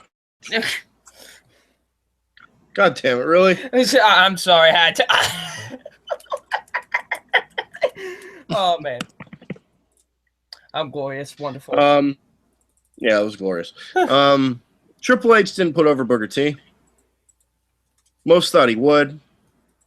It was a good match, but I can remember thinking it would have been a lot better if Booker T would have won. Yes. What else is new? But Triple H is doing that shit. What else is new? Undertaker went 11-0 at WrestleMania, even though Nathan Jones wasn't even there. He sucked so much he didn't even show up until the end of the match. Yeah, sadly. It was horrible. They couldn't get Flair into a match, but Nathan Jones was in one. How the hell is that possible? I don't know. But the Cruiserweight title was very good. The Tag Team Championship match for SmackDown was very good as well. The Divas match was all right, although Trish should have won at WrestleMania 18 instead of 19. And the Miller Lite Girls was a good segment. It wasn't great, but it wasn't. But overall, WrestleMania was a fantastic show with a loaded card from top to bottom, heavy dose of star power, and great booking throughout. It is the base. It is the absolute best WWE pay-per-view of all time. Humble opinion. So there we go. My audio sucks ass. Yes. So, folks, that is it. And on Alex's behalf, I apologize, and I'm sorry that your audio was cut out here. But, folks, I'm glad you managed to bear with us with that, and we managed to get it fixed, and so we can speak the rest of his thoughts about it. So that is it, folks. That is gonna have to do it for the top 5. Yes, exactly. The top 5 best wrestling events in our take. So anyways, that's going to have to do it for me. As for when the next stream will be or when the next video will be in terms of listing or gameplay or whatever, we'll just have to wait and see what we're going to have planned next here on the network or on the Film Reviews channel. Just depends what the channel is going to be. So anyways, you folks take care. And as always, please subscribe for more bullshit as always. And ciao for now. Take it away, gentlemen. Peace out, baby. Thank you, ladies and gentlemen, for watching this live stream. I really appreciate it. I had a fantastic time being on this live stream with everybody and that loud truck. Shut up. But thank you once again, Mr. Garrison, for letting me come on to do this. I have a fun time. It's always a fun time doing these live streams because you guys are simply the best. And I hope you had the time of your life. Good night. For fuck's sake. Okay. Oh, stop singing. Okay. So quit singing. I can't stand it. All right, Mr. Putnam. I don't sound like that. Alex, I believe you said peace out, baby. I did. I want him to say it again. Peace out, baby. Absolutely. Peace out, babe. Thank you so much for watching our top 5 best WWE pay-per-views of all time. I will have the table of contents up in a little bit. Let the video render, because if you do it right afterwards, it doesn't show all of it in good form. Until the next video, stay tuned. And once again,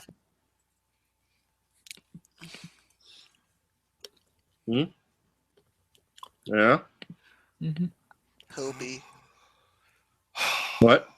Motherfuck certain live streams because they wouldn't let me do to Exposure 4 when I was doing Mike Tyson's Punch Out earlier today.